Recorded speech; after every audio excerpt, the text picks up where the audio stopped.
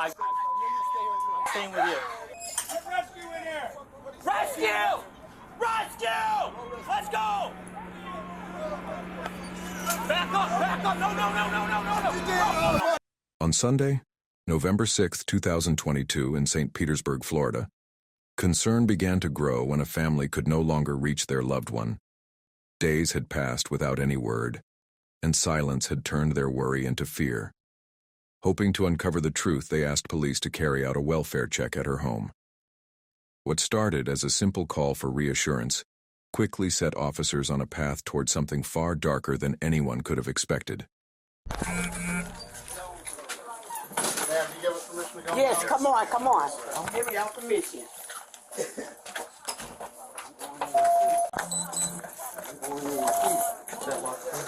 Go ahead, go in. Open that door. That one's locked too. How you lock that? Let me see.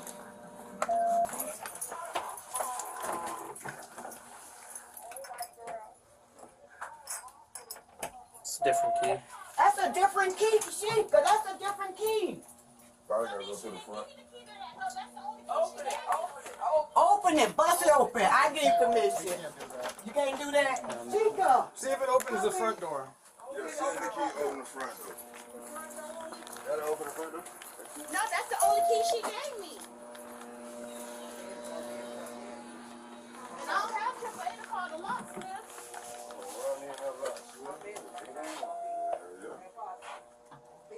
They won't do it, we will.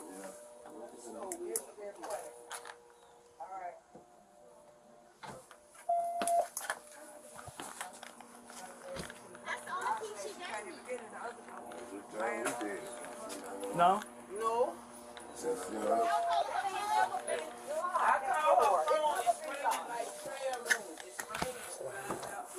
On the map.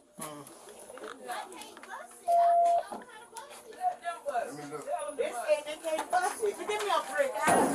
No, we're not doing all that. Don't worry, we'll get on. That's gonna make a bigger mess than we're gonna worry about at that point. But she can be in. Oh, anybody got check for to call the locksmith? Open it up.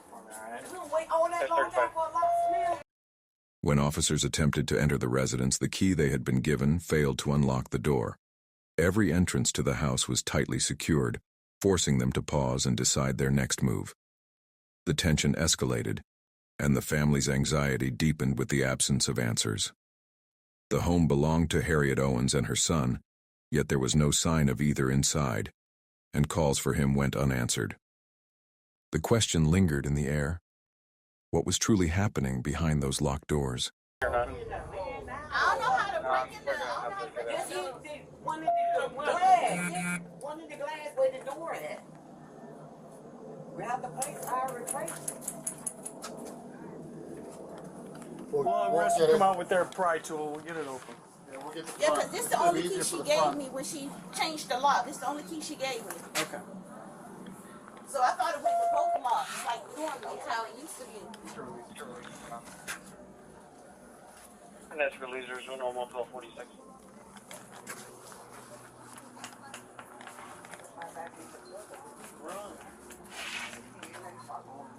How big is the brother? Huh? Is he a bigger guy? Nah, he may be No, he about not. 70, if that. Who? Trail. What is that? How big is he? He probably might be 160. Yeah, 150. Yeah. He's small. Yeah. Okay. But he has mental issues. Yeah, he's definitely smaller than him. How much you weigh? I'm saying he about Calebville. Yeah, but he's smaller than Caleb. Caleb's Yeah, a bigger little than him. smaller. And see, all her favorite people she talked to, they're here. I talked to her Friday. Everybody said they haven't talked to her since Friday. And she called Nell every day. Nell said she hasn't talked to her since Friday. While officers searched for a way inside, Harriet's other children brought up the name of her son, Jontrell Collins. There was something in the way they spoke that immediately raised concern. The family admitted they did not trust him and revealed that he struggled with mental health issues. With every moment that passed, the sense of dread grew heavier, and still, no response came from within those walls. That glass is probably gonna collapse. Oh, that was some... Yeah! Hey, come on with your hands up. Keep your hands up. Keep your hands up. Where I can see them. Walk this way. Walk this way. Walk this way. Now. Now. On your ground. On the ground. Where's your mother? Do not move. Do not move. Do not move. Do not move. Is anybody hurt inside? Is anybody hurt inside? You don't know. Get him in a car. Hold on. We need another guy to go with him to the car. Is your mother in the house? Somebody trying to kill me. Send me another. Back up. Back up. I need everyone outside of the fence. Is your mother in the house, yes or no? Somebody tried to kill me. Is your mother in the house? Where is she? When the door was finally forced open, officers were met with the sight of a man inside as alarms echoed through the house. With his hands raised, John Trell Collins stepped out, only to be swiftly taken down and placed in handcuffs. Chaos erupted as family members shouted in fear and confusion, their distress reaching a breaking point. Collins insisted that no one inside had been harmed, yet the unease in his voice suggested otherwise. Go. You're gonna stay here with me. I'm staying with you. Back up. Guys, back up. Rescue in here. Rescue! Let's go! Back up! No! Please, no! Please, guys, please, no! Back up! I will talk to all of you. Please back up. Please, dude, I will. I promise. I promise. Dude, make a hole. In the house. No, bro. Come on, P9. We see it now.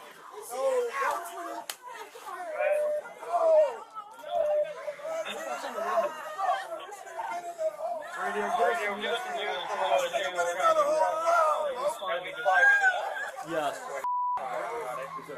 Hey, I will talk to you. Code 5. Yeah. Hey, go clear the rest. I'll stay. Please, buddy. Please, guys. Please.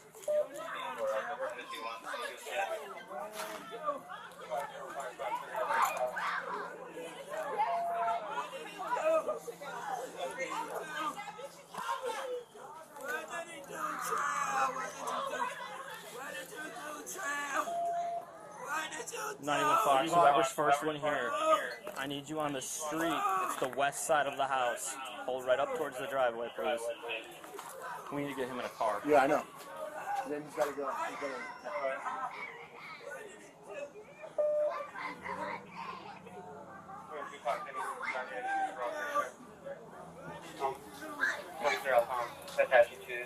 You want gloves? No. All right. Just...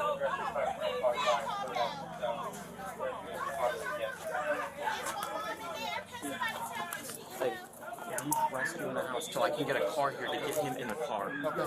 All right.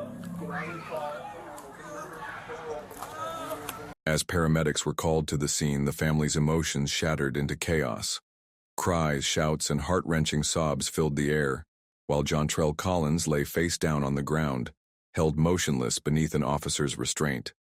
Authorities still had no clear picture of what had unfolded inside the home, but the family's reaction spoke louder than words. They already understood the grim reality, and the weight of their grief was undeniable. I have one pulling up. Let's go. Get him up. Hold on. Don't move. Stay right here. All right? In her car, she's new. We're coming to you, okay? Everybody stand back. Get them back. Hold around. Get them back.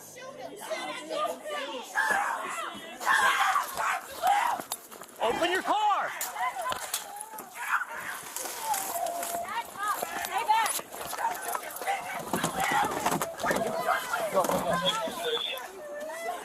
Who's driving this car?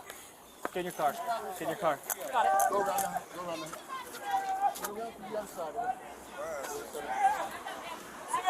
What did you do? I'm not on your car. What did you do?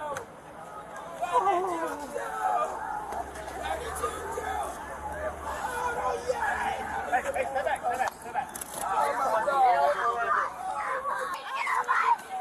Slow down.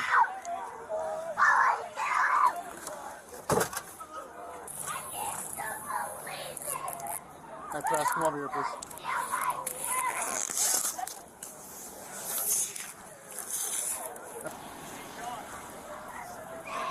That's what I'm getting. What's If somebody wants to get a crime scene log, she's dead inside. location? And recording. In an attempt to bring order to the chaos, officers placed Jontrell Collins in the back of a patrol car, removing him from the scene. His presence had only intensified the turmoil already spiraling around the home. Moments later, authorities confirmed the unthinkable. Harriet Owens was dead. The family's worst fears had come true, and as paramedics entered the house, detectives began treating it as a potential homicide. Evidence had to be secured, and answers needed to come quickly. Really? Yeah. So does he live there? Yes. What's his relation to her? That's my brother. Is what's what I want to put? Politically correct this. Does he have any mental issues? Yes, I always told her he was gonna be the death of her. She always protected him.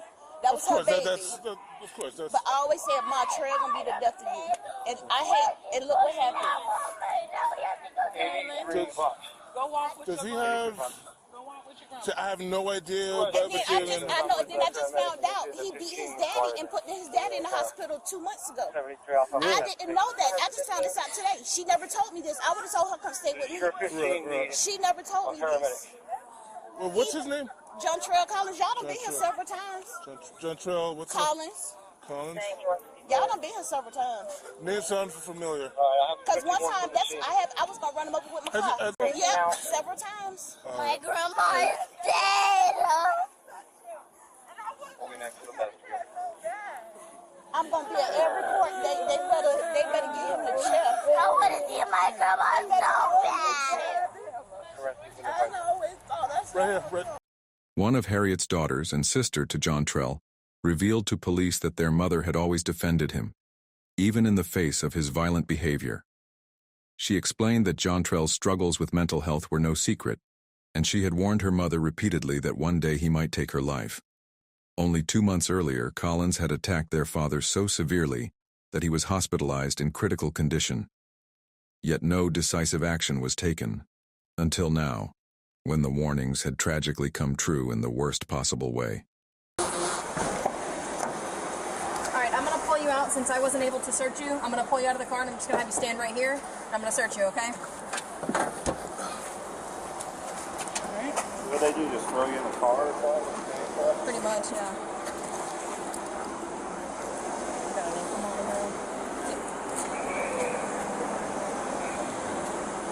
Do you have anything you want to do that will me, stick me or harm me?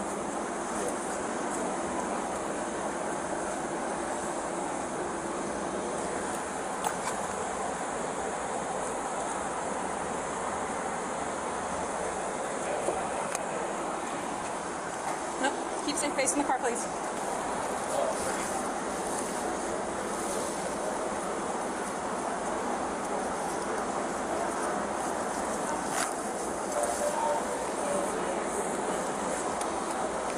Can I have you widen your stance for me, please?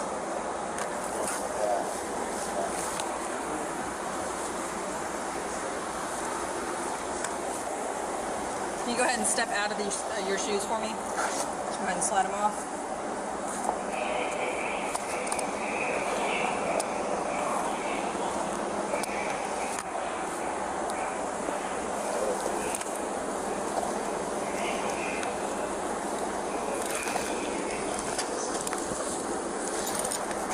Go ahead and lift this foot up, back towards me. Hold your balance.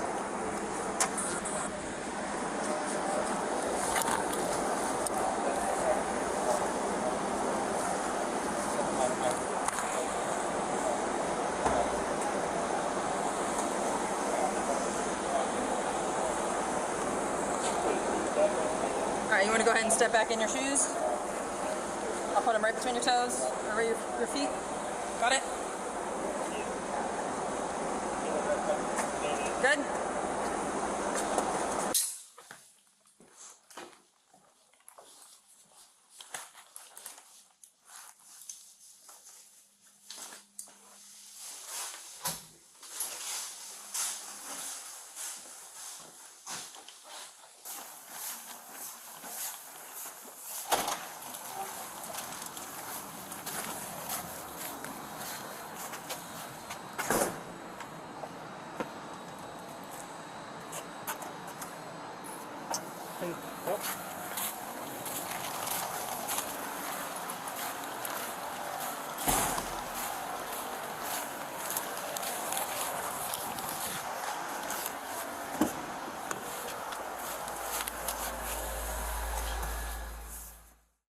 Silent and without emotion, John Trell Collins complied through the booking process, displaying neither remorse nor grief. At 29 years old, he was arrested and charged with second-degree murder for allegedly beating his mother to death. In his statement, Collins admitted to striking her with his fists and an unidentified object.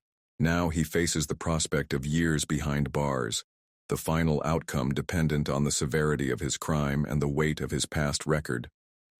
But the chilling question remains: what darkness inside John Trell Collins could drive him to kill the very person who had always stood by his side? And could this tragedy have been prevented if the warnings had been taken seriously? If you want to uncover more stories like this, don't forget to like, share, and subscribe to the channel, so you never miss the next case. Well, we just got another call about it. So I guess the girl went to the hospital. Okay. And she died. She died. She's dead. Ashley Bocanegra, Antonetta Stevens, and Daniel Gonzalez each arrived in Georgia hoping for a fresh start. And for a time, their new beginnings seemed promising.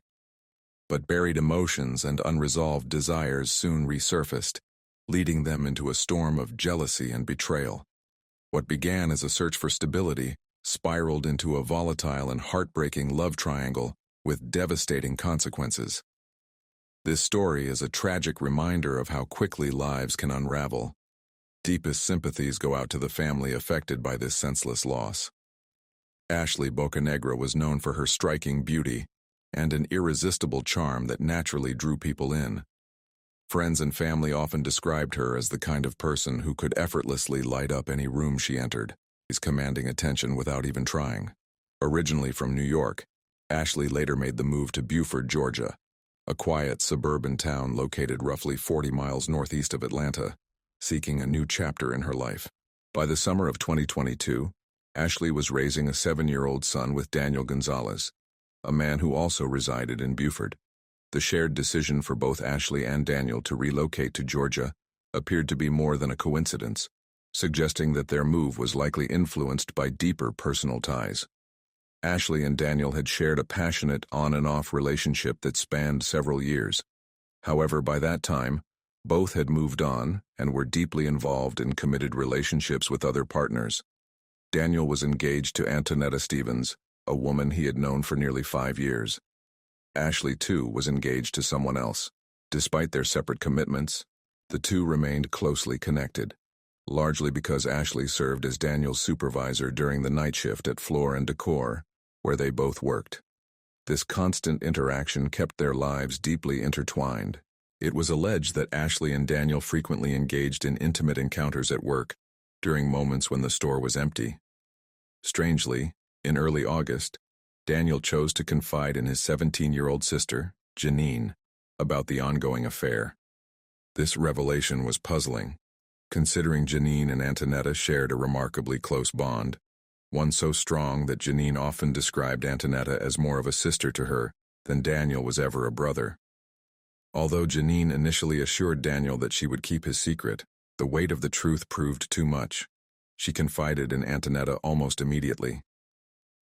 Not long after, Antonetta and Janine spotted Daniel and Ashley walking together near a convenience store close to their apartment. For Antonetta, it confirmed a suspicion she had carried for some time.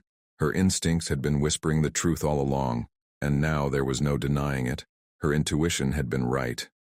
Unsurprisingly, Antonetta was overwhelmed with a mix of pain, confusion, and anger. She had believed that the move to Georgia marked a fresh start, a chance to build a future together, get married, raise their children, and leave the past behind. But now, that dream was unraveling. The man she had envisioned a life with was entangled in an affair with a woman who wasn't just anyone. Ashley was his former lover, his current boss, and the mother of his child. Just after 12 p.m. on Thursday, August 11, 2022, 30-year-old Ashley Bocanegra arrived at the Preston Hills at Mill Creek apartment complex in Buford, the residence shared by Daniel, Antonetta, and Janine. While Daniel would later insist he had been asleep and unaware of Ashley's visit, it was clear that both Antonetta and Janine had been expecting her arrival. The moment Ashley arrived, Antonetta and Janine stepped out of the apartment, intent on confronting her in the parking lot. As soon as their eyes met, tension filled the air. Antonetta and Ashley began circling each other with a threatening intensity, their body language speaking volumes before a single word was exchanged. As the confrontation escalated, 17-year-old Janine began recording the scene on her cell phone. From the tension in their movements, it was clear that a physical fight was imminent. Antonetta, noticeably bigger and physically stronger than Ashley, made the first move, grabbing Ashley by the hair and forcefully throwing her to the ground. Ashley's head struck the blacktop with a sickening thud as Antonetta pinned her down, screaming threats, including a chilling declaration that she would fucking murder her. From the start, the fight was clearly one-sided. With Ashley already down on the pavement, Antonetta grabbed the cell phone from her hand and handed it to Janine before continuing the brutal attack. Ashley pleaded with her to stop, repeatedly asking Antonetta to get off her and let her up. What happened next remains unclear, as authorities chose not to release the full video footage, citing its graphic and deeply disturbing nature. What is known is that Antonetta continued to pin Ashley to the ground while relentlessly assaulting her. At one point, Janine joined the attack, delivering several forceful kicks to Ashley's head. Moments later, bystanders witnessed a disturbing scene, Ashley being dragged across the parking lot by her hair. During the assault, Antonetta taunted her repeatedly, demanding that she say hi to Daniel and expressing disbelief over the affair that had taken place at work. She threatened to report the incident to management, vowing to get Ashley fired. Antonetta allegedly claimed that Daniel had given her permission to go outside and fuck her up, further fueling the brutality of the attack. At one point, it appeared she was about to let Ashley go, but Janine urged her to continue. Following another round of violent blows, the two finally walked away, leaving Ashley crumpled and motionless on the pavement. They returned to the apartment, still in possession of her phone.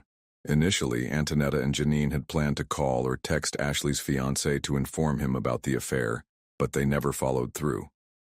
The entire altercation unfolded in just a matter of minutes.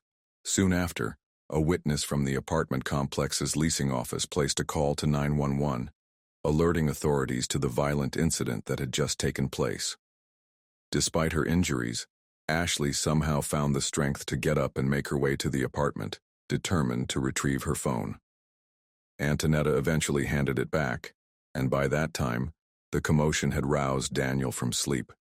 The yelling and chaos outside had pulled him into the aftermath of a scene that was already spiraling out of control. When Daniel reached the door, it was immediately clear to him that a fight had taken place between Ashley and Antonetta. However, at first glance, Ashley's injuries didn't appear severe. She was walking on her own, and aside from a few swollen, reddened areas on her face, there were no obvious signs of major trauma. Ashley eventually returned to her own apartment, but by the time her fiancé arrived later that afternoon, her condition had taken a dramatic turn for the worse. Alarmed by her deteriorating state, he rushed her to the hospital. There, emergency room doctors discovered she had suffered fractured ribs and multiple internal injuries. Her condition was so severe that swelling in her face and neck had begun to restrict her ability to breathe without medical assistance. Shortly after the 911 call was placed, officers arrived at the apartment complex to investigate the reported assault. When Daniel answered the door, authorities requested to speak with the two women involved in the altercation, Antonetta and Janine, to gather more information about what had transpired in the parking lot. She's gonna sleep on my fiance.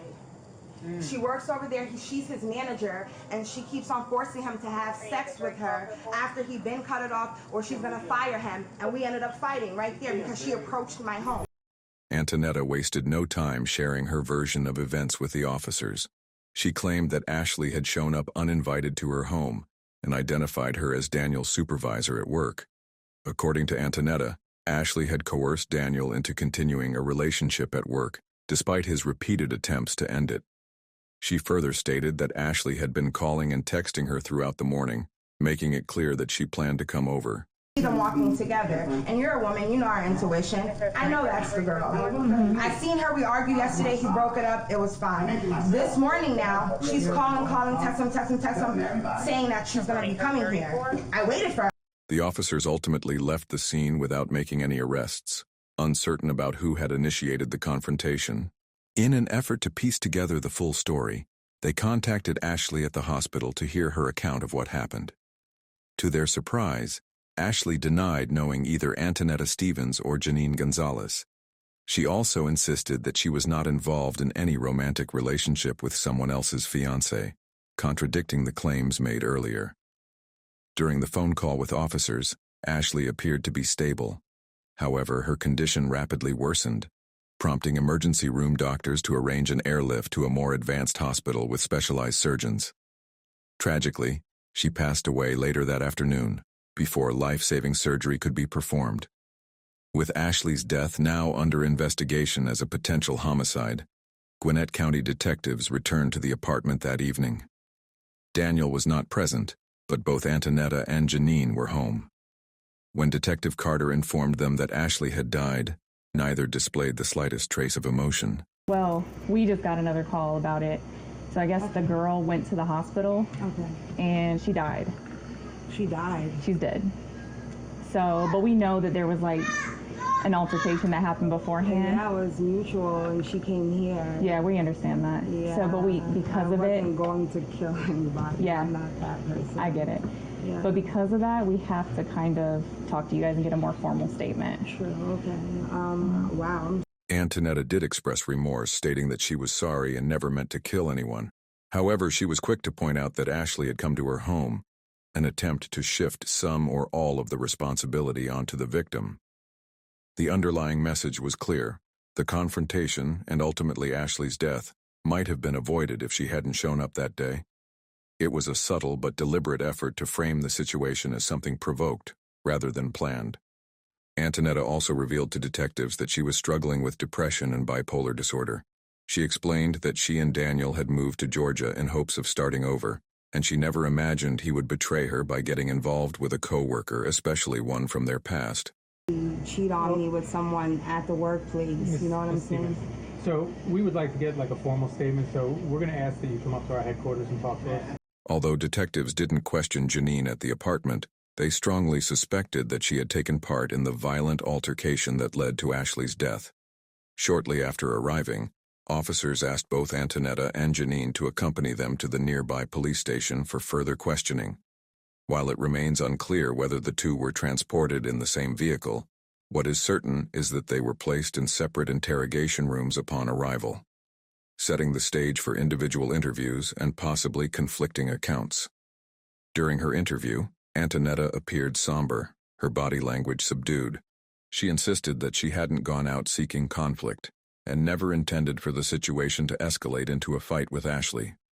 While she did express remorse over Ashley's death, she once again emphasized that Ashley had come to her residence, where she lived with Daniel and their children, as if to justify or minimize her role in what happened.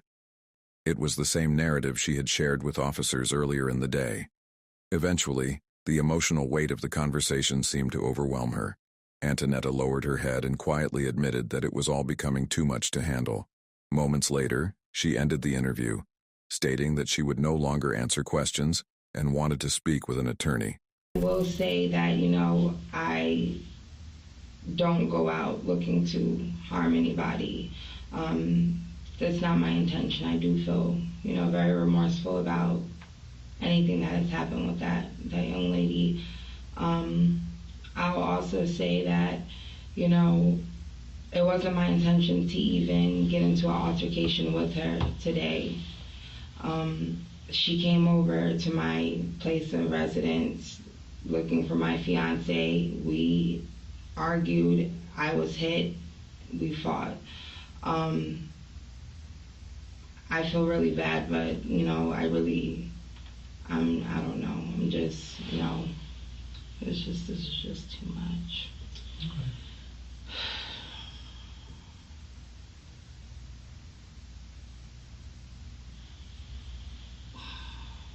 You okay? No, I'm not. I'm just, I have kids. I don't know how to feel, man. In contrast to Antonetta's subdued demeanor, Janine appeared surprisingly upbeat and talkative during her interrogation just down the hall. She began by telling detectives Araya and Carter that tensions had been high between Antonetta and Daniel. noting that the couple had been frequently arguing and were not on good terms in the days leading up to the incident. Janine went on to explain that tensions escalated further following a recent trip to Florida, where the family had attended a wedding. She mentioned that an incident involving the in-laws had added more strain to the already fragile relationship between Antonetta and Daniel. She then revealed that Daniel had confided in her about his affair with Ashley. Feeling a stronger bond with Antonetta than with her own brother, Janine chose to share the information with her. According to Janine, Antonetta was visibly upset upon hearing the news. The very next day, she and Antonetta saw Daniel and Ashley walking together near a Quick Trip convenience store. Told her what happened. He explained what she did or whatever. She was like, oh, really? And she's upset, whatever. I was like, don't tell him that I told you, because he's going to be mad at me. Janine told investigators that Ashley had come to the apartment because Antonetta and Daniel were in the process of breaking up, and Antonetta was planning to kick him out. She openly admitted that a physical altercation took place that afternoon and confirmed that she and Antonetta had taken Ashley's phone. However, she claimed their intention wasn't malicious. Instead, they allegedly wanted to contact Ashley's fiancé to inform him that she had been unfaithful. And Antonetta saw the messages, so she decides, like, yeah, now she's about to come see you. Now I'm about to beat her up, because you just saved me from her the other day. No, you know that's how it was. So she's coming. So Antonetta and me, we go, and she comes to the house. You know, big fight. It's a big fight. So after the fight, we took her phone. We were gonna call her husband to let her know that, you know, just to stir some up. Janine further explained that after the fight had ended, Ashley came to the apartment to retrieve her phone. According to her, they returned the phone without incident and then closed the door, returning inside. I don't know what the hell happened. She claimed they had no knowledge of what happened to Ashley afterward, distancing themselves from any responsibility for the events that followed. Detective Araya asked Janine if she'd ever been in a fight, and she said yes. When he mentioned her athletic build and broad shoulders, she responded with a hint of flirtation, briefly lightening the mood. Really look athletic. Yeah, you look athletic. Yeah, you got some shoulders on you. Why would you do that? Despite knowing that Ashley had died and that she had been involved in the fight, Janine remained smiley and lighthearted throughout the interview. To be fair, at just 17 years old, it's possible she didn't fully grasp the seriousness of the situation. Still, there's a chance Janine fully understood the gravity of what had happened. If that were the case, her overly casual and friendly demeanor may have been a coping mechanism, her way of managing the intense pressure and emotional stress. Regardless of her intentions, Janine eventually opened up about the altercation. She admitted to being more than just a bystander with a camera, acknowledging that she actively participated in the fight. She also expressed surprise that Ashley continued speaking throughout the beating, despite being the one on the receiving end of the violence. Tell us about that, like, how did that happen? It was very vivid. I know it happens so fast, you know, fights are just like a blur when it happens, yeah. But where was she? I know you said earlier she came looking for him. She came because he was getting kicked out, and she wanted to be a little writer. When she knows she was such and she got a husband at home. Girl, I know she's breaking up a happy home, but where was she at? Like, no, she has a husband as well. That's yeah, no, but where was she at? What do you mean? You said she came and looked for him. Where was she at? How did y'all make contact with her? Through messages. Where did you meet up? She was in our complex. Detectives were able to build a strong rapport with Janine during the early part of the interview. However, the tone shifted dramatically the moment they challenged a major inconsistency in her story. Janine had claimed that Ashley had been texting Antonetta that morning, but investigators knew otherwise. In reality, she and Antonetta had taken Daniel's phone while he was asleep and used it to send messages, deliberately luring Ashley to the apartment complex under false pretenses. Did you guys find the messages again? His phone. Okay, did you find it or did she find it? She found it. Antoinette? Okay. How did she, like, where were you at? Did you come, how did that happen? She came to me, we were reading messages. And we were like, yeah, that's the girl that we just saw. Yeah. Yeah. Did you guys text her? Mm-mm. What do you mean? Did you guys send messages to her? No, we don't got her number. No, I mean from his phone. Oh, from his phone? Mm-hmm. No, I don't think so, no. Okay. Mm-hmm. You sure? Yeah. Because you messed up your story a little bit. I already read the messages. You messed up a little bit. What was the messages? He wasn't getting kicked out. Yes, he was. Mm-mm. I don't know. What the hell? At the close of the interview, Janine appeared only mildly amused when detectives informed her that she was being charged with robbery. She laughed, casually admitting to taking Ashley's phone, but quickly pointed out that it had been returned. However, the mood shifted once again when detectives delivered a much more serious update. Janine would also be facing a charge of murder. I told you she wasn't leaving unless we gave her back her phone. We just did it so we could call her husband, but we changed our mind. Okay. He had phone today. She got her phone back. She say it was okay for you to take it? No. Okay, yeah, that's a robbery. The other charge is murder. Murder? Yep. You're being charged with murder. Me? Yep. That's too bad. Janine responded with disbelief, calling the situation crazy, and saying that life itself was crazy. She shrugged it off as unfortunate, claiming that all she had done was pull Ashley's hair during the altercation. At the conclusion of the interview, Janine laughed and joked casually with the photographer taking her mugshot, showing little concern for the gravity of the moment. Both she and Antonetta were formally arrested and charged with robbery, aggravated battery, and felony murder.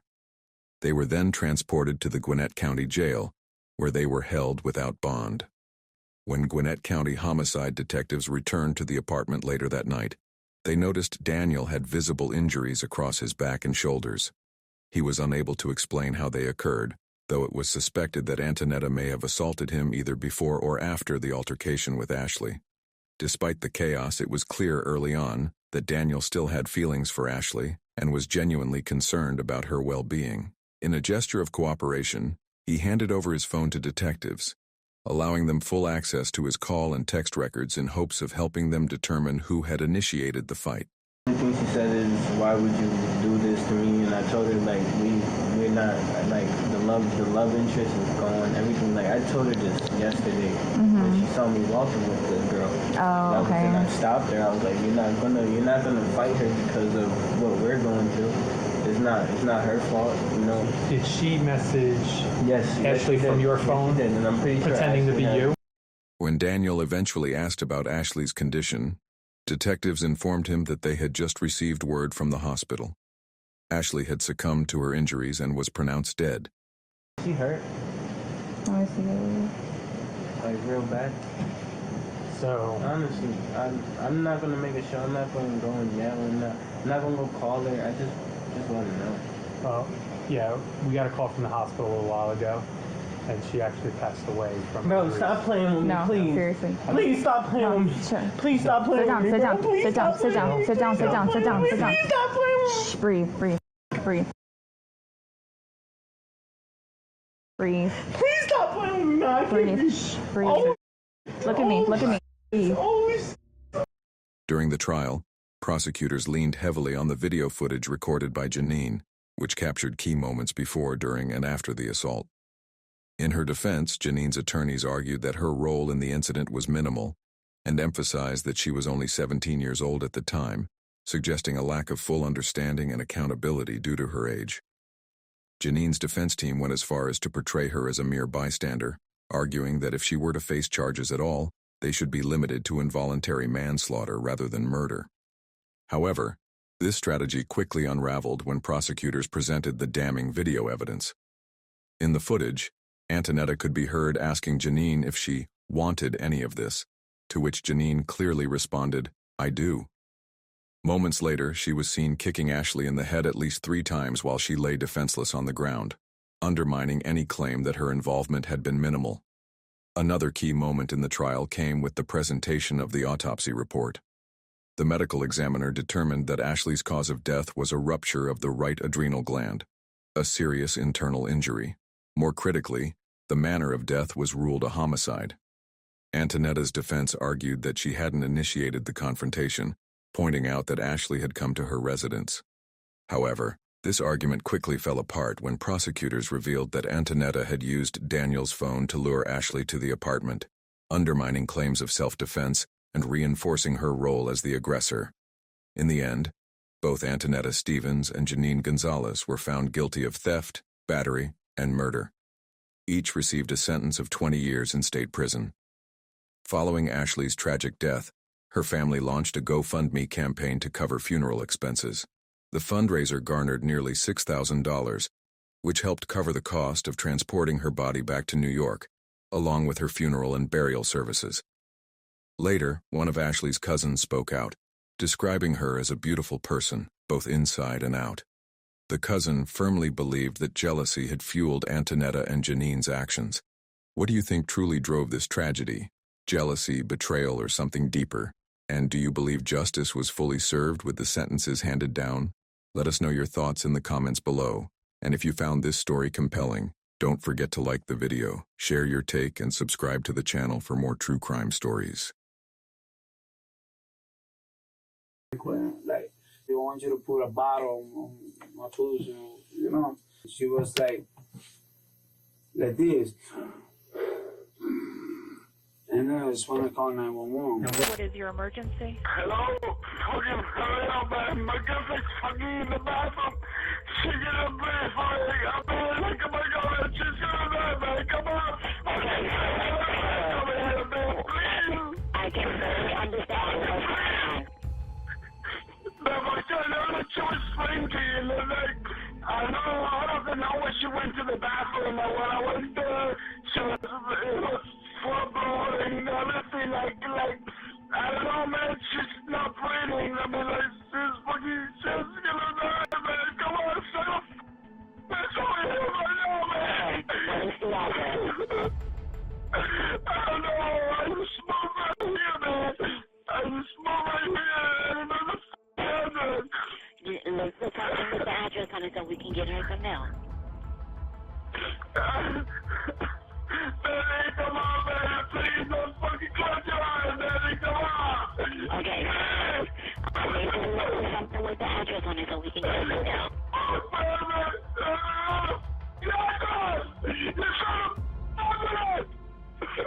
Sir, I need the address so I can call her.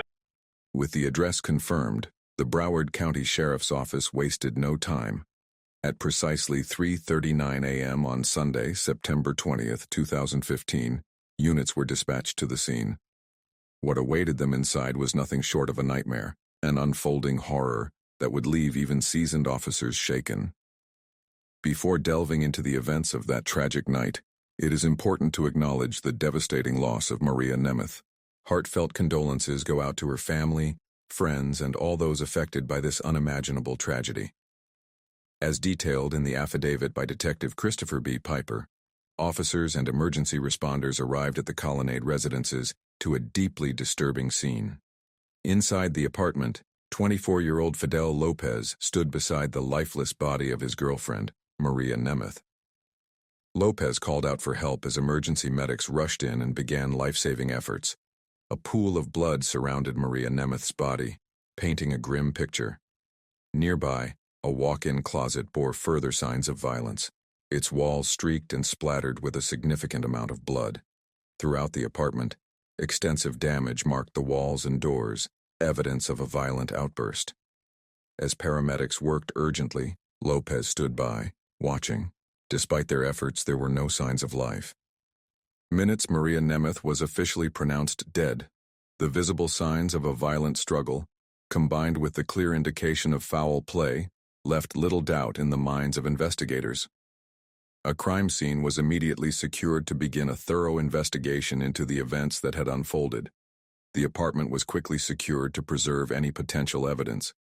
Meanwhile, Fidel Lopez was taken into custody as investigators were called in to examine the scene in detail. Upon arriving at the scene, Detective Piper had a brief exchange with one of the responding officers before conducting a preliminary walkthrough of the nearly empty apartment. The sparse setting only amplified the unsettling nature of what had taken place. A Sunrise police officer provided Detective Piper with a briefing, outlining the identities of those involved and sharing the limited details known at that point in the investigation. Maria and Fidel had only recently moved into apartment 308 at 1630 Northwest 128th Drive in Sunrise, Florida, just days before the tragic events unfolded. Maria, originally from Peru, worked as the leasing manager at the very apartment complex where the tragedy occurred. Fidel, on the other hand, had been employed as a mechanic at a truck stop in nearby Davie, Florida. The two met at a nightclub and began dating roughly 14 months prior to the incident. At the time, Maria had recently ended an 8-year marriage, while Fidel was living with his mother and was the father of 2 children. Shortly after their relationship began, the couple moved into an apartment near Hollywood Beach, Florida. The space reflected a fresh start, modest and sparsely furnished, with only the basics in place. On the night of the incident, they had been using cardboard boxes as a makeshift table, a quiet testament to a couple just beginning to build a life together. At first glance, it resembled the humble first apartment of a young couple starting out, bare essentials, scattered belongings, and signs of a recent move. But that illusion quickly shattered. The walls were damaged with holes, a sliding glass door lay broken. Blood was splattered throughout the space, and at the center of it all was Maria's lifeless body, a haunting contrast to what should have been a new beginning. According to Detective Piper's report, Maria's unclothed body was found lying on the bathroom floor. Blood covered not only the tiles beneath her, but also streaked the hallway walls and marked the doors of both the closet and the bathroom. Inside that closet, investigators discovered something even more disturbing: fragments of what appeared to be human flesh. Detective Piper was soon introduced to Fidel Lopez. When asked if he was willing to speak with investigators about the night's events, Lopez agreed without hesitation.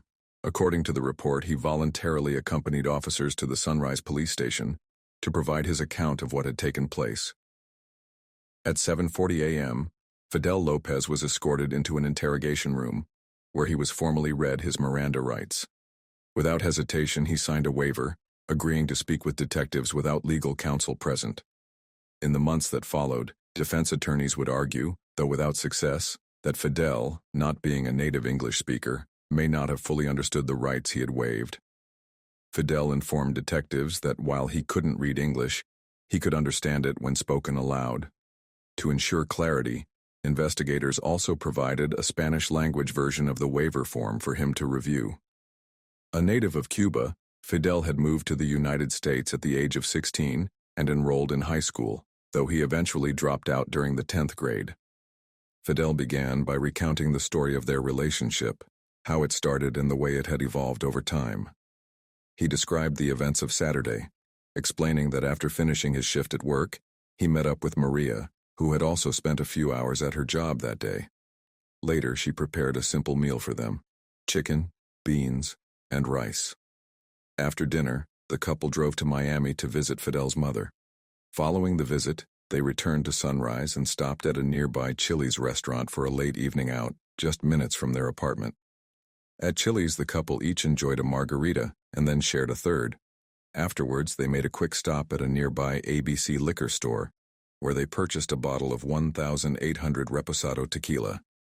By around 10 p.m., they had returned home, unaware that the night was about to take a dark and irreversible turn. All right, so tell me about the night from when you get back to the house. Tell me what happened. Okay, we get to the house. She was already like kind of tipsy from the margaritas in Chili's. We start to drink. We put like 2 cardboard, boxes on the floor. We put the lime on top, and because we don't have furniture, so we're about to buy. Now when I get paid, we're about to buy furniture, the TV, and things like that, Okay. And then we start drinking and talking and listen to music, and we have a lot of shock of tequila. I can handle drinks. Because sometimes, you go a little crazy. And she was a lot crazy. And so she was asking me for stuff that she never asked me for that before. So, like what? Like, they want you to put a bottle on my pussy, you know.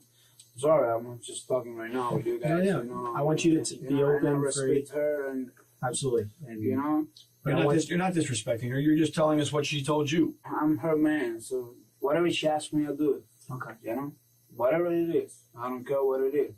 Out of respect for Maria, the specific request Fidel claimed she made will not be repeated here. What can be said is that it was described as both violent and dangerous. Fidel went on to tell investigators that his memory of the events was unclear, blurred, he claimed, by the effects of alcohol. He then fast-forwarded his account to the moments just before he placed the call to 911. When we were doing stuff and all the things, she told me she wanted to throw up to get out of the bathroom. Mm-hmm. So I get out of the bathroom, and I was outside.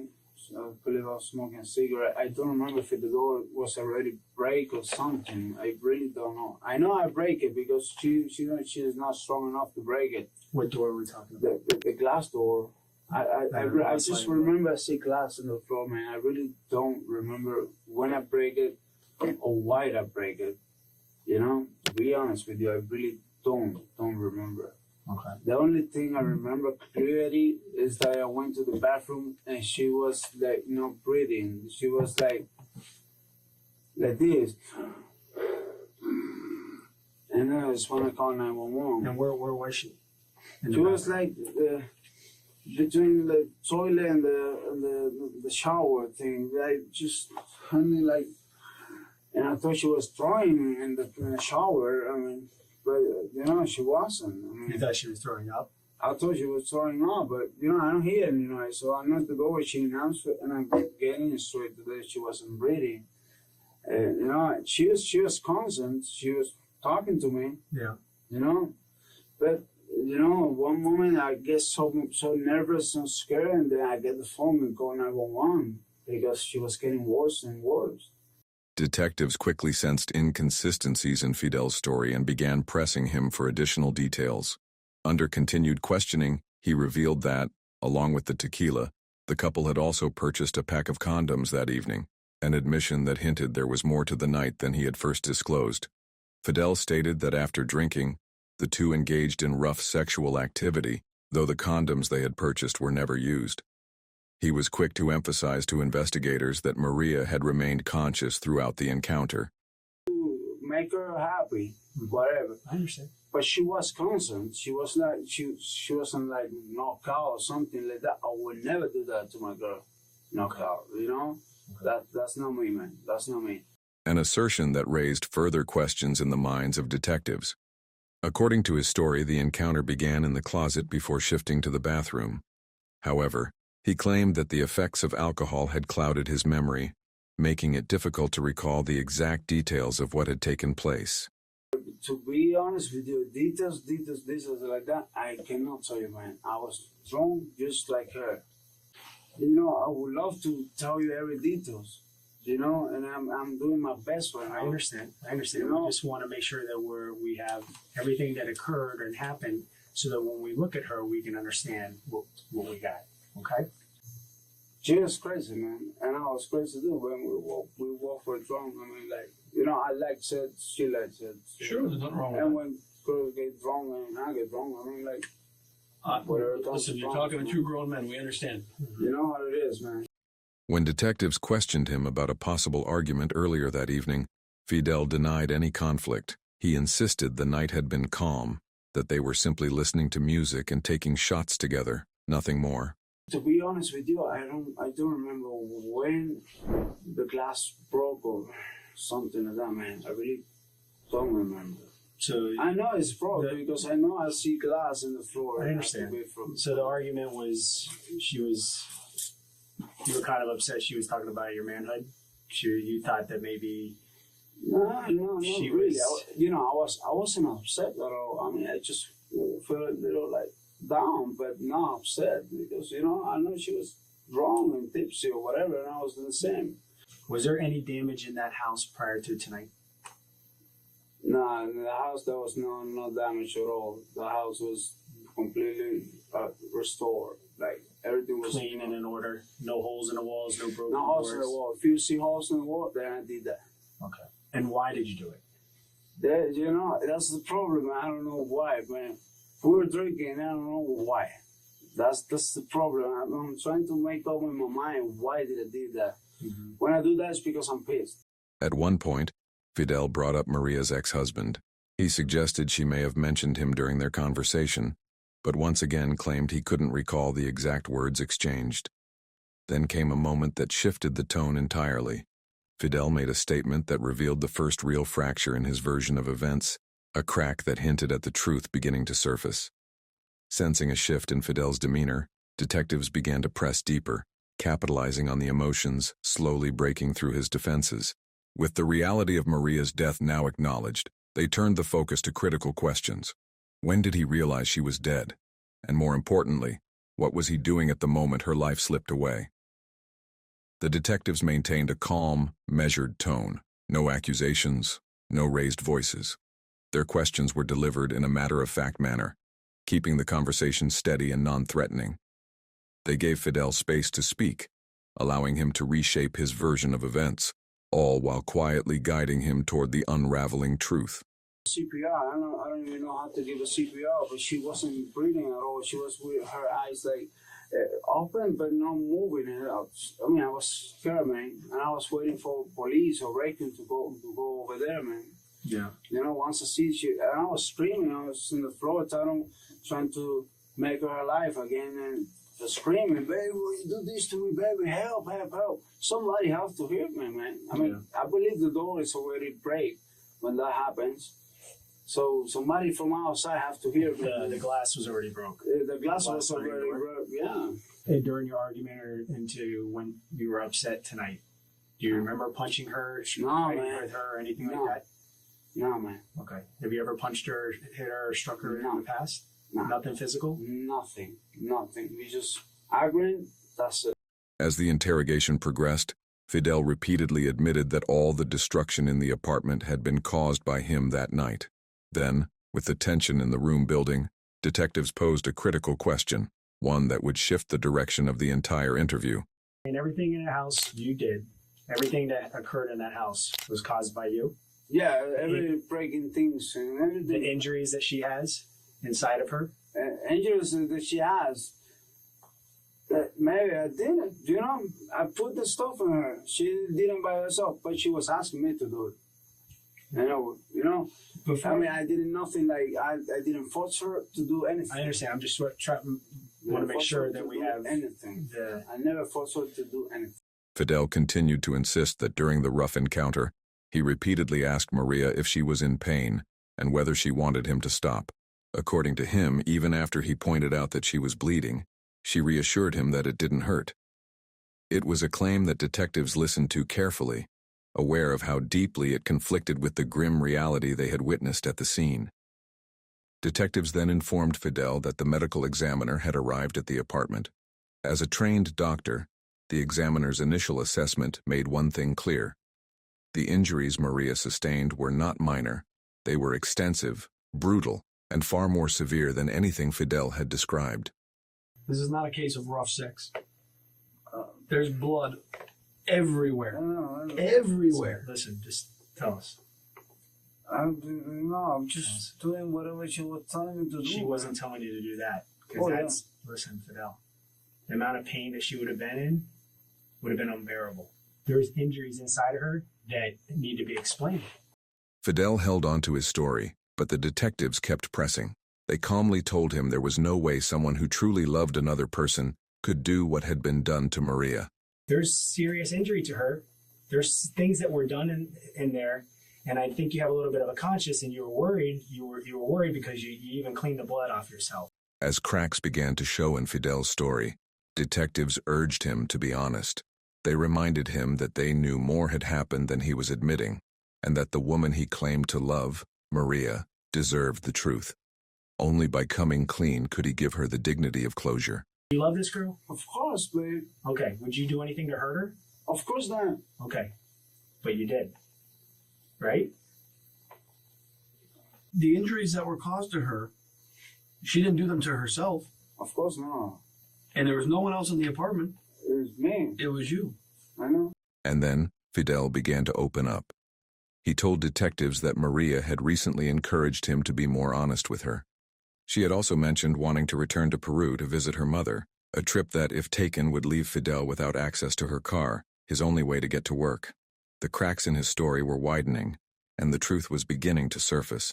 Fidel admitted feeling angry about Maria's plans. He said he couldn't remember exactly how they ended up in the closet, but claimed they had made peace afterward. He said that as they became intimate, Maria suddenly called him by her ex-husband's name, not once but twice. I didn't want to kill her. I know, I killed her.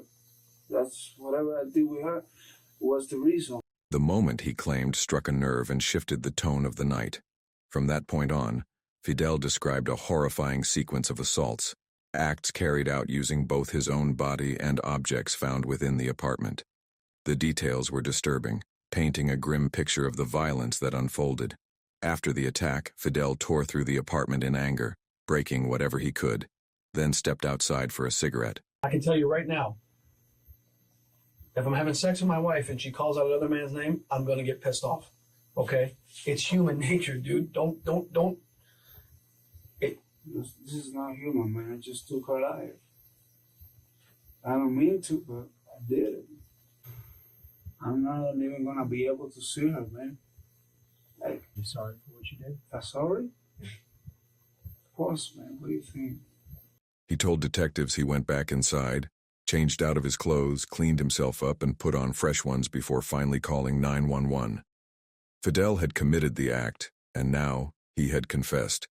While the interrogation continued, forensic experts and the medical examiner worked at the scene, collecting evidence and examining Maria's shattered body for the truth it held. Officers spoke with neighbors, many of whom reported hearing screams, shouting, and sounds of a struggle coming from the apartment. Yet despite the disturbance, no other 911 calls were made that night from the Colonnade residences. Forensic analysis uncovered evidence that aligned with the final version of events Fidel had given to investigators, further confirming the brutal truth of that night. Around 1:30 p.m. that same day, Fidel Lopez was formally arrested and charged with the murder of his girlfriend, Maria Nemeth. The long and horrific night stretched into the afternoon before Fidel was finally handcuffed and transported to the Broward County Main Jail. A man with no prior criminal record, aside from a 2014 arrest for disorderly intoxication, now sat in a jail cell. Was it the alcohol that pushed him over the edge? Or had jealousy transformed him into something unrecognizable, even to himself? During the early stages of the trial, Fidel's defense team sought to have his interrogation and confession dismissed. They argued that his limited understanding of English meant he couldn't fully grasp his Miranda rights, including his right to request an attorney or to remain silent during questioning. The judge ruled that video footage clearly showed Fidel had a functional grasp of English, fully understanding both the questions asked and the responses he gave. As a result, his confession was deemed admissible in court. The motion to suppress his confession was denied. With the charges against him confirmed, Fidel Lopez now faced the possibility of the death penalty for the brutal murder of Maria Nemeth. In the state of Florida, the death penalty remains a legal form of punishment, reserved for the most heinous of crimes. Given the brutal nature of the crime, a guilty verdict from a full jury could easily land Fidel Lopez on Florida's death row, awaiting execution by lethal injection. The risk was too high to ignore. On July 14, 2017, after spending nearly 2 years in the Broward County Jail, Fidel Lopez stood before Judge Ilona Holmes and accepted a plea deal. Inside the Fort Lauderdale courthouse, Fidel Lopez formally pleaded guilty to charges of first-degree murder and sexual battery. On August 3, 2017, Fidel Lopez was sentenced to life in prison. As part of the plea deal, offered in exchange for removing the death penalty, he waived all rights to appeal and will never be eligible for parole. The events of that tragic night left both Fidel Lopez's and Maria Nemeth's families devastated, lives forever changed by an act of unimaginable violence. Nothing can erase the horrors of that night. But with Fidel Lopez brought to justice, perhaps a measure of healing has begun for those left behind. What drives a person to such unimaginable violence, jealousy, rage, or something deeper hidden beneath the surface? And could this tragedy have been prevented had someone noticed the warning signs sooner? If this story held your attention, consider giving the video a like, share your thoughts in the comments, and make sure to subscribe for more in-depth true crime stories. Pop, pop, pop, pop, pop. Ma'am, I'm gonna cut your seatbelt, okay? I'm Officer Lipper with the Denver Police Department, okay? I counted 8 shots. 8? Yeah, there's one right above the left windshield wiper. So that's 2 out of, like right there. License plate, that's probably hers. That's the same one as on the back. Okay, that's probably hers.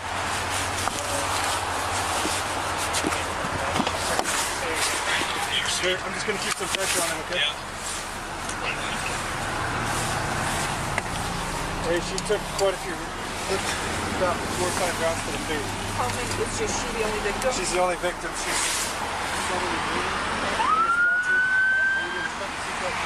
It was just past 10:45 p.m. when the city of Denver fell into an uneasy quiet. The streets were not deserted, only subdued. At the intersection of Colfax Avenue and Interstate 25, a Honda idled at a red light. Moments later, a Range Rover approached from behind.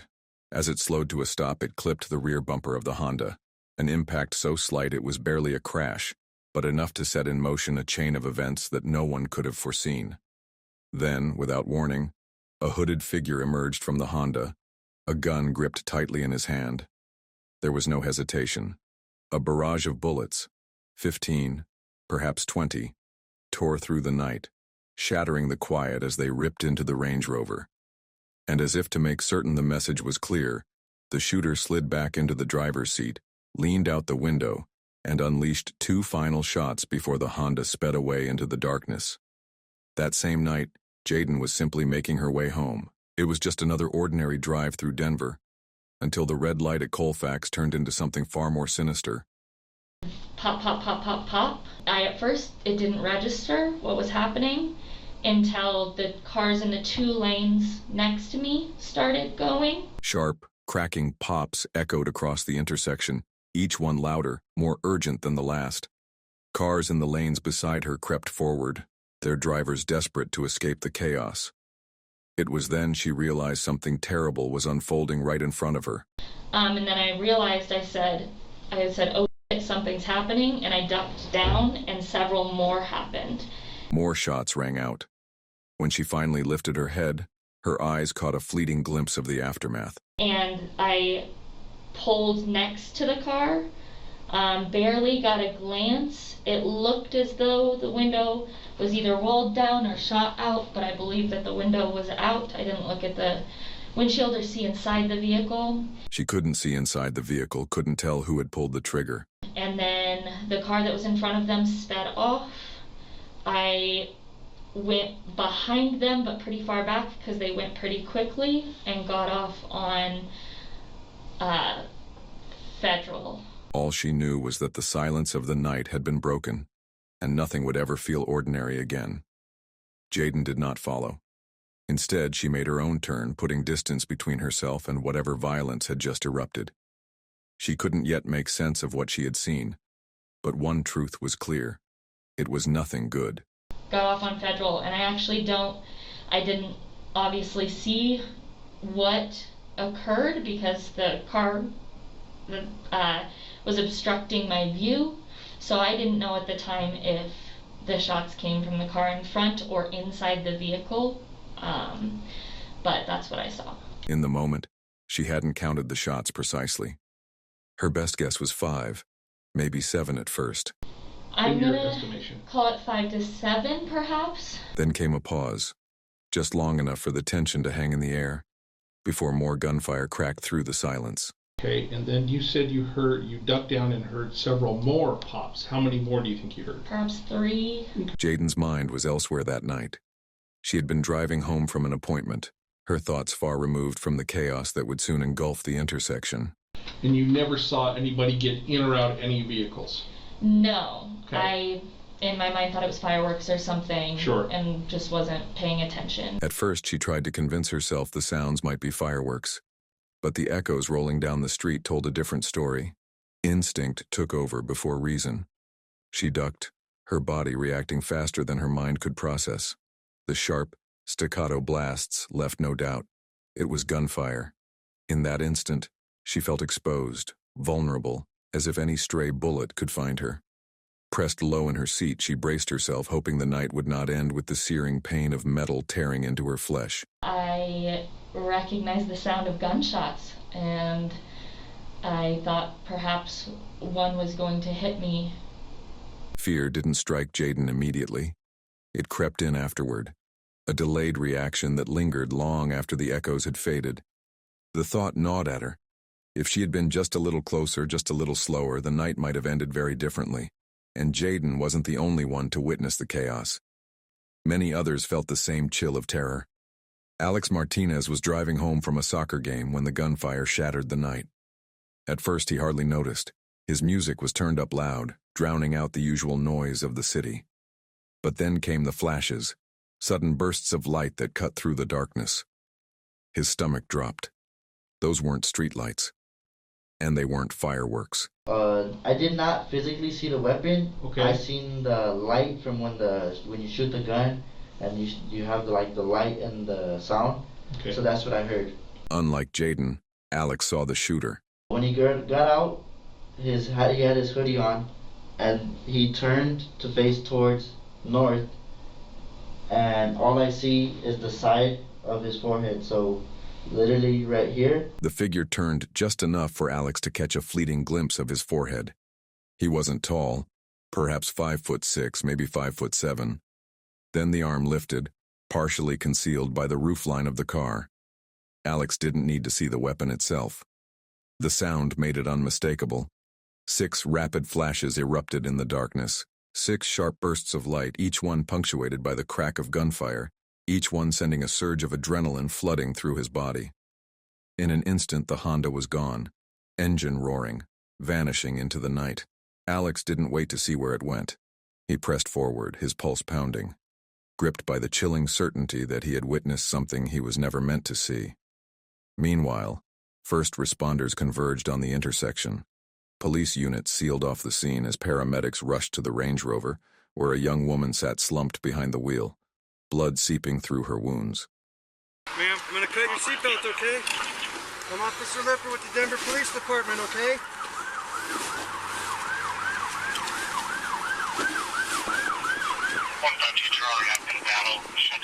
An officer pressed his hands firmly against her wounds, desperate to slow the bleeding. The injuries were severe, multiple gunshot wounds, some striking her face. The situation was grim.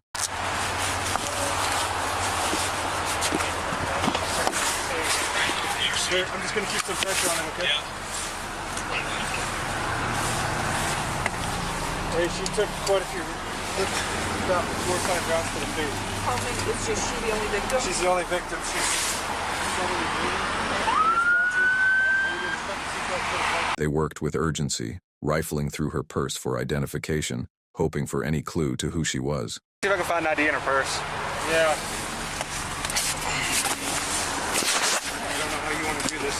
You want to put the seat back so we can get to her? Another officer called her name aloud, searching for a response.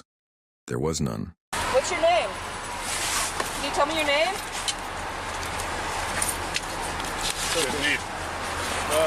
I'll get over with. She was alone in the vehicle. No passengers. No one to explain what had happened. Just her, barely clinging to life, as officers scrambled to keep her alive. They adjusted the seat, fumbling with the controls to get better access. Every second mattered. Hey, Scott, hold that seat. It's not going. Is there anything behind the seat? No. Call electric. Hang on, I've got it. But a sobering reality was already setting in. This wasn't a traffic accident gone wrong. It was an execution, a targeted hit, and the shooter had already disappeared into the night. An officer circled to the rear of the Range Rover, shards of glass crunching beneath his boots. The back window was completely blown out. The windshield, too, was riddled with holes. He began counting them, one by one, each bullet hole a stark reminder of the brutality that had unfolded on that quiet Denver street. All right, they're just about ready. I counted 8 shots. 8? Yeah, there's one right above the left windshield wiper. So that's 2 out of, like right there. License plate, that's probably hers. That's the same one as on the back. Okay, that's probably hers. 8 bullet holes pierced the windshield alone. Another officer dug through the victim's purse once more, hoping for answers. Nothing. No wallet. No identification. Just an empty bag. Whoever she was, her name remained a mystery. Hey, you got gloves? Nitrile gloves? I got one. There's just one here, pick it up, and there's one over here, pick it up. Are you okay? What's your target? I photographed it. Gloved hands began collecting evidence. Shell casings, bullet fragments, every detail mattered now. And then, finally, a breakthrough. Inside the vehicle, an officer discovered something that revealed her identity. Might be a Pamela. Is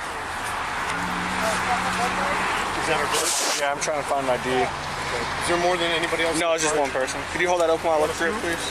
Her name was Pamela Cabriales. She was 32 years old, a Denver real estate agent heading home after dinner with a friend that night. Pamela had no ties to gangs, no criminal record, just a hard-working mother devoted to her 6-year-old son, Leo.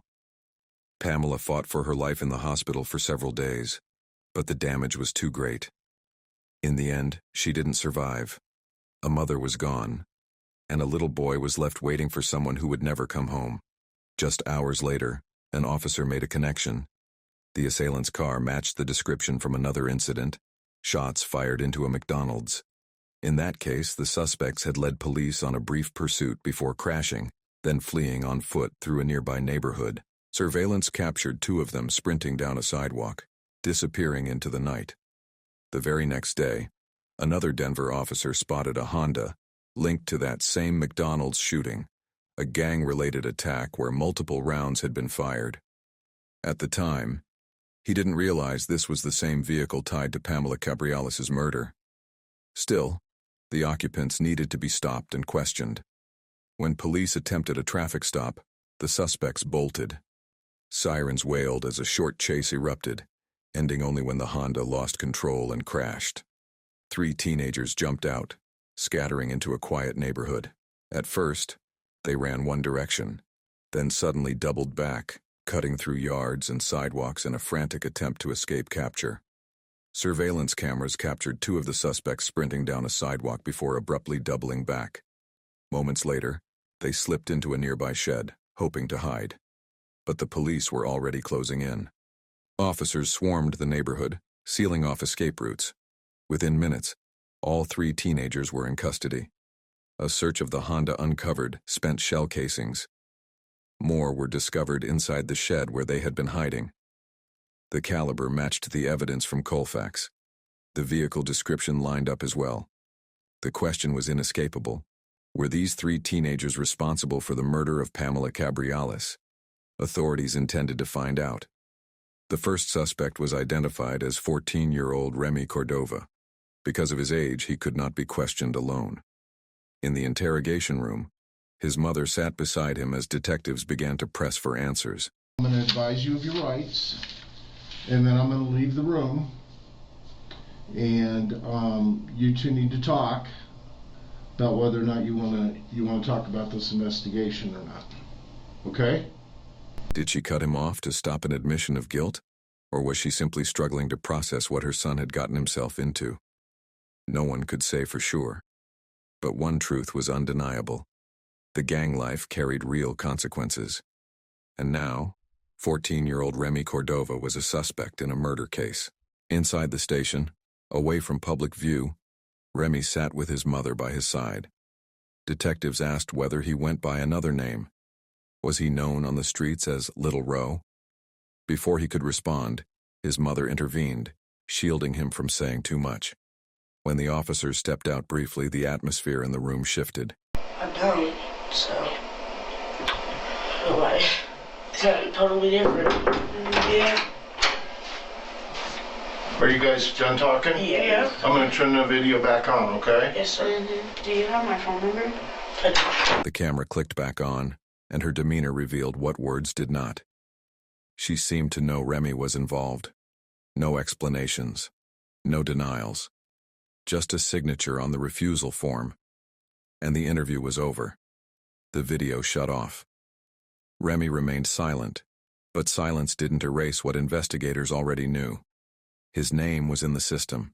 His face was tied to gang activity. His juvenile record spoke volumes. But the next suspect was far less guarded. 18-year-old Nishan Johnson, the driver of the Honda that night, had plenty to say. Detectives wasted no time. Where had he been? Who was with him? And what really happened on Colfax Avenue that night? So, Nishan, I just want to figure out what's going on, what happened. If you could just kind of take me through the events tonight, where you were, what was going on, who you were with, and don't worry about me writing. You don't need to catch up. Just go and I'll catch up with you. I'm just taking down some things. Don't worry about any of that, okay? That's just for me. So if you want to just start, work backward or forward, however you want to do that. I mentioned westbound Colfax I-25. Do you know what I'm talking about with that? No. Okay. When detectives brought up Colfax and I-25, Johnson hesitated. His response was vague. He claimed he didn't know what that was about. The officers pressed again, asking him to walk them through his night step by step. Well, let's talk how just your night went where you were. Let's start with that. I was with my auntie and my god sister. Okay. It was like Jewel. It's like behind, it's Pharaoh and Jewel behind the McDonald's. I was there all day with them and chilling with them. And then I left. But around, 12? 11? No, it was like 11.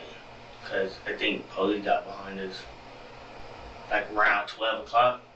So they came and picked me up at 12. At first, Johnson stuck to his story. He insisted he had nothing to do with the shooting. But as the timeline unraveled, so did his account. He said he had been at Ant's place, and that afterward, a friend came to pick him up. When you mentioned 12, are we talking 12 noon during the day or 12 midnight at night? Like towards the night. Okay. I was there, I was at my baby mom's, then I left. And then I went to my cousin's. And then my partners came to pick me up. According to him, the texts started around 9:55 p.m. Messages telling his friend to be ready. By 11 p.m., he claimed, they came to get him. But his wording betrayed him. At first, he made it sound like only one person was involved. Then, in a moment of carelessness, he referred to they. The detective caught it instantly. Okay, and I ask it because you say they. When you say they, it leads me, and I'm not trying to trick you, I'm saying they leads me to believe there's more than one person. Yeah. If you're not saying he came to get me, you're saying they came to get me. So who's with him when he comes? He had a partner in the car. Okay. But I didn't know him, so I don't even deal with him, you feel me? I wasn't even talking to him, so. Where was he sitting in the car? He was in the backseat. Okay. When I came out, by the time I came out, he was in the backseat. Is he black, white, or Hispanic? To be honest, he looked white to me, you feel me? But I wasn't really paying attention to him. Okay. Was he kind of slim like yourself or kind of husky or fat like huskier, me? Okay. Probably. I don't know. You catch his name? Nuh-uh. The detective kept pressing. Where was this friend sitting? What did he look like? Were there any weapons in the car? Johnson dismissed the questions, claiming he wasn't paying attention. But the detective wasn't buying it. The more Johnson talked, the more his story began to shift. And with every inconsistency, the cracks in his account widened. When asked why he ran from police, Johnson tried to deflect. He blamed the icy roads, saying it had been too difficult to stop. The detective wasn't convinced. He circled back, asking again why Johnson hadn't simply pulled over. Why? Tell me more about why you didn't stop. Cause I don't have no driver's license, I ain't gonna lie, that's the only thing. If I had a driver's license, I'd pulled over. But I don't have no driver's license, so. That's when Johnson admitted he didn't have a driver's license. Without one, he said, fleeing seemed like the better option. But that explanation only raised more questions. When you see the police on the side of you, as you're driving, you make the turn, hit the curb, they light you up, you decide not to stop. When you notice the police, who notices them first, you or the other two guys in the car? To be honest, we all did because they was right next to us. Tell me more about the conversation going on in the car about the 5-0 being next to you. And we was just like police right next to us. I was like, I'm going home.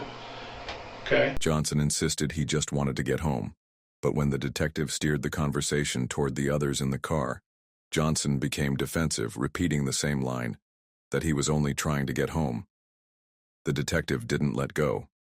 He knew there was more beneath the surface, and Johnson's story wasn't holding together. Did Lil Roe or the guy in the car talk about being on one, or being that they had a heater in the car, or being concerned about the police bumping you guys up with anything in the car? Nah, see, they didn't tell me trying to worry about nothing. They was like, big bro, cool, you feel me? They was like, I guess they were trying to hide it from, cause I get on their ass, you feel me? If y'all doing something stupid, you feel me? Come to my house, nigga, we could eat, food, treat, whatever y'all want, y'all could come to my house. Y'all don't have to do no dumb, you feel me? Cause nigga, I just got through done doing that. Group home, foster home, so I don't want to be done in and out of jail. Nigga, I got 2 kids. I got 2 little girls, so nigga, anybody younger than me, I take them under my wing and I try to show them anything better. Okay. And they know if they tell me anything stupid, I'm gonna go off on them. So that's probably the reason why they didn't tell me nothing, whatever they did. Okay. Before they came, cause I've been on their ass, and then I would even got in the car. Like, what is y'all doing? Okay. Like, come on, cuz don't. I'm mad they put me in a predicament like this anyway. Like, they don't put me in no predicament like that. But Nishan insisted he had no idea what the others were planning. He claimed no one mentioned weapons. No one talked about being worried about the police. He tried to distance himself from the chaos, painting himself as just another passenger caught in the wrong place at the wrong time. But the detective wasn't convinced. Nishan admitted that when the car crashed, he bailed and hid in a shed. He said he froze, waiting until officers eventually found him. But to the detective, it sounded like there was more to the story. Something Nishan wasn't ready to say. According to him, the other 2 ran the moment they had the chance. He said he had no choice but to follow, scrambling out into a city he barely knew. Denver wasn't home. Georgia was. The detective let him talk, but never let him steer the conversation too far. So tell me more about getting into the shed. I was just in the shed and I went to sleep. After I went to sleep, I hear people. And then that's when I was in the shed and that's when the dog came in. Okay. Dog come in. I'm surprised the dog didn't attack me. I ain't gonna lie. Like, I'm slick blessed today. Cause the dog didn't exactly attack me. He smelled me, walked away, smelled me again, walked away. And then after that, Nishan thought he might slip through, maybe get lucky. But when the SWAT team closed in, luck was no longer on his side. The K-9 was released, surging forward in full takedown mode. when like SWAT team came in, that's when he started tripping for real. Like when the dude said or some command, he was on it. And that's when he chipped me. He chipped my back and my foot. I was like, hey, I don't do none of that. I don't want to get bit. Whatever y'all say. Nishan didn't resist. He knew what would happen if he fought back. He surrendered the moment commands were shouted. Still, the detective pushed harder. Was anyone else in that shed with him? And it was like, okay. At any time when you're in the shed, did you meet up with Lil Roe or the other white guy? No, they never came back. So was you in the shed all by yourself? Mm-hmm. Nobody else was with you? Nope. And was it in a front yard, a backyard? I was in like the back medium. Like that was weird type to be honest. Did you know whose shed it was? Nuh-uh. Did you know whose house it was? Nuh-uh. Nishan stuck to his claim. He was alone the entire time. But the detective wasn't buying it. His version of events was unraveling with every retelling. So the detective circled back, forcing him to relive each moment. Who said what, who did what, and how it all went down. What is the conversation in the car? Yeah, there really wasn't no conversation in the car. But they could go. I'm sorry? I said it wasn't no conversation in no car, but go. But go? Yes. Why was that? I don't know. Okay. Earlier you told me because you didn't have a license. Yeah, like I don't know. I don't have no license, but that's what they was telling me. You said what was the conversation? Okay. You feel me? You said what conversation did we have while the police was behind us? And who was telling you to go? little bro. He was like, bro, just go. You feel me? I mean, don't have no license. You feel me? I'm not finna pull off. Did little bro say he was hot? Nah. Did he say, nigga, go. Okay. You know how nowadays this young generation is gonna run from the police or do anything from the police. Now, you feel me? So you listened to him. So you listened to him and you went. That's how it was. You feel me? Type shit. Okay. This time, Nishan shifted the blame. He pointed the finger at Remi Cordova. According to him, Remi panicked, shouting at him to drive. He didn't want to run. He reminded the detective he didn't even have a license. But Remi kept pushing, so he hit the gas. The detective leaned in, asking how long the chase lasted. Minutes? Seconds? Nishan hesitated. His answers didn't line up. From the point you saw the police to the point that it gets slippery and you end up crashing, how much time passed? I don't know. How much would you say? A minute? 5 minutes? 30 seconds? I say a minute. Okay. And then when you crash, what do? Get out the car, run. Okay. Did anybody tell you? Go to a shed. Huh? And go to a shed. Okay. I went to the shed I was in. Again, the detective pressed. Who ran with you? Did anyone follow? Still, Nishan clung to his story. Right. Anybody go with you to the shed? No. Did anybody follow you? No. I was in there by myself. Okay, you're in there by yourself? Yes. I was in there by myself the whole, 2-3 hours. I took a nap and all. But the detective wasn't just probing about where Nishan had hidden. He was after something far more important. He zeroed in on the crucial window of time, the 1 minute when everything collapsed at once. The flashing lights, the chase, the crash, the frantic escape. In that 1 minute when you see the police, and then you go, you crash, you get out, you dip, and you go to the shed, you say by yourself, right? Yes. Anybody give you anything before you got out of the car? No. Anybody ask you to hold anything? Nishan had been adamant that he was alone in the shed. He denied anyone handed him anything. But then, the detective dropped a bombshell, evidence that threatened to blow his story apart. Okay. You know why I'm asking all these questions? Because the shed you were found in, those shell casings match at our murder scene. Can you explain that to me? And you said nobody's in the shed with you. Okay? You're in there by yourself. But the same caliber shell casing that's in the shed where you're at is the same caliber at our murder scene. Can you explain that to me if nobody handed you anything? No, nobody handed me nothing. Okay, so how did that end up in the shed with you? Oh, I ain't gonna cut it. I don't know. Okay. The detectives kept pressing. This was Nishan's chance to come clean. Either he had been at the murder scene, or someone had handed him something that tied him directly to it. But the story he kept repeating simply didn't add up. Your chance to be honest, okay? And I'm not saying you're not, so please don't be offended by that. Okay, but I don't know is not going to cut it. As I told you before when we first started, it's a homicide investigation. I told you you're not free to leave, okay? You remember that? Okay. If you were there for something or somebody asked you to hold on to something, I need to know, okay?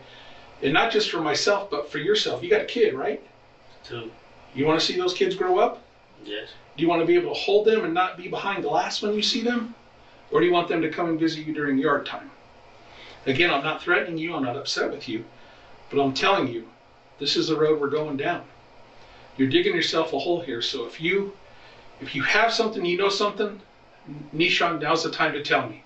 Okay, you tell me you were by yourself when you ran.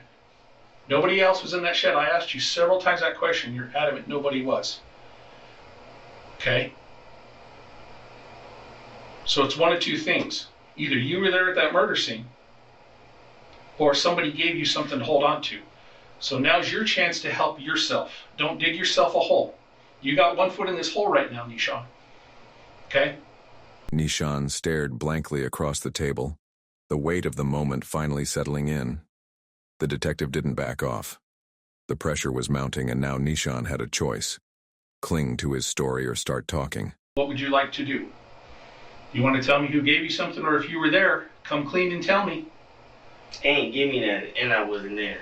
Okay. White boy just hopped out with me.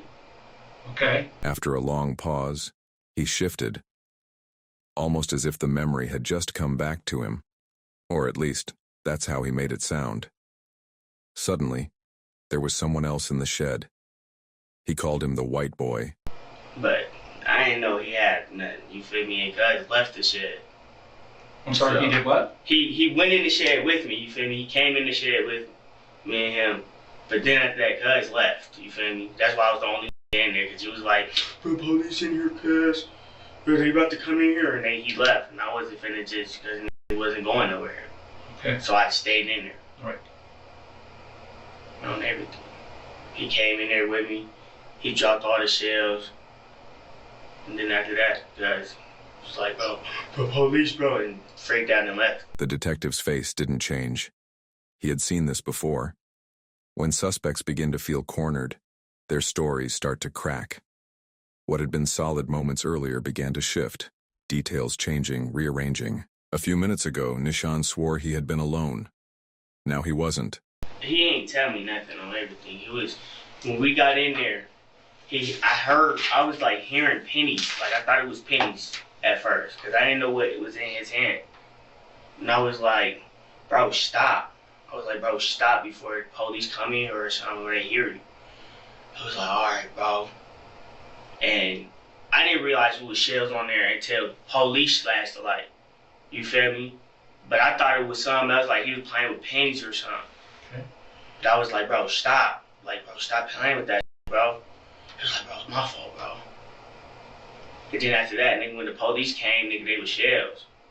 So, then again, I think he dropped the shells and knew the police was finna come in and they just leave, you feel me? Because he didn't tell me he was leaving, because I swear to God, I took a nap. I took a nap, and then when I heard, like, the dog, I woke up and I stood up. And the dog smelled me, passed me by. Because that's what really tripped me out, when the dog just smelled me and just left. I was like, what the? And the white boy hadn't just been hiding in the shed with him. He had brought something along. Nishan claimed he thought the boy was just fooling around, playing with pennies. But looking back, he realized it hadn't been coins at all. It had been shell casings. The detectives let the silence stretch, watching Nishan struggle to keep his story straight. Moments ago, he claimed he had been alone. Now, suddenly, white boy was there. Earlier, he swore no one handed him anything. Now, white boy might have dropped something. At first, Nishan said he simply sat in the shed. Now, he insisted he had dozed off, only to be jolted awake by flashing lights and a K9 closing in. The contradictions piled up, and the detective knew it. Nishan was unraveling in real time. The story was shifting too quickly, and the pressure was exposing the cracks. The detective kept pressing, peeling back each new layer. It was only a matter of time before Nishan slipped again, and when he did, the truth, whatever it was, would come spilling out. And then Nishan's account twisted once more. At first, there had been no weapons, but now he remembered hearing about one. Did you ever see any guns? Did they ever talk about the heaters they had? Nah, they had a gun in the back seat. Tell me about that. But I don't know what type of gun it was. That's okay. Tell me about that. We got a gun in the back seat. I was like, hold on. Who said that? The white dude in the back. He was like, I got the gun in the back seat. And I was like, that's cool for you. And I kept driving. Like, I wasn't really paying attention to that. I was really just trying I got this gun in the back seat. This gun in the back seat. And that's when I, like, right when we was at the light. Is this when the 50 pulls up or before? So tell me more about that. How does that conversation come up? I walked in. I walked in. The detective let him talk, giving him space to spin his version of events. But every new detail only made his story less believable. One moment he was alone. The next, he wasn't. One moment there were no weapons. The next, there was at least one. And through it all, Nishan cast himself as just a bystander, some kid along for the ride barely paying attention. But the detectives weren't buying it.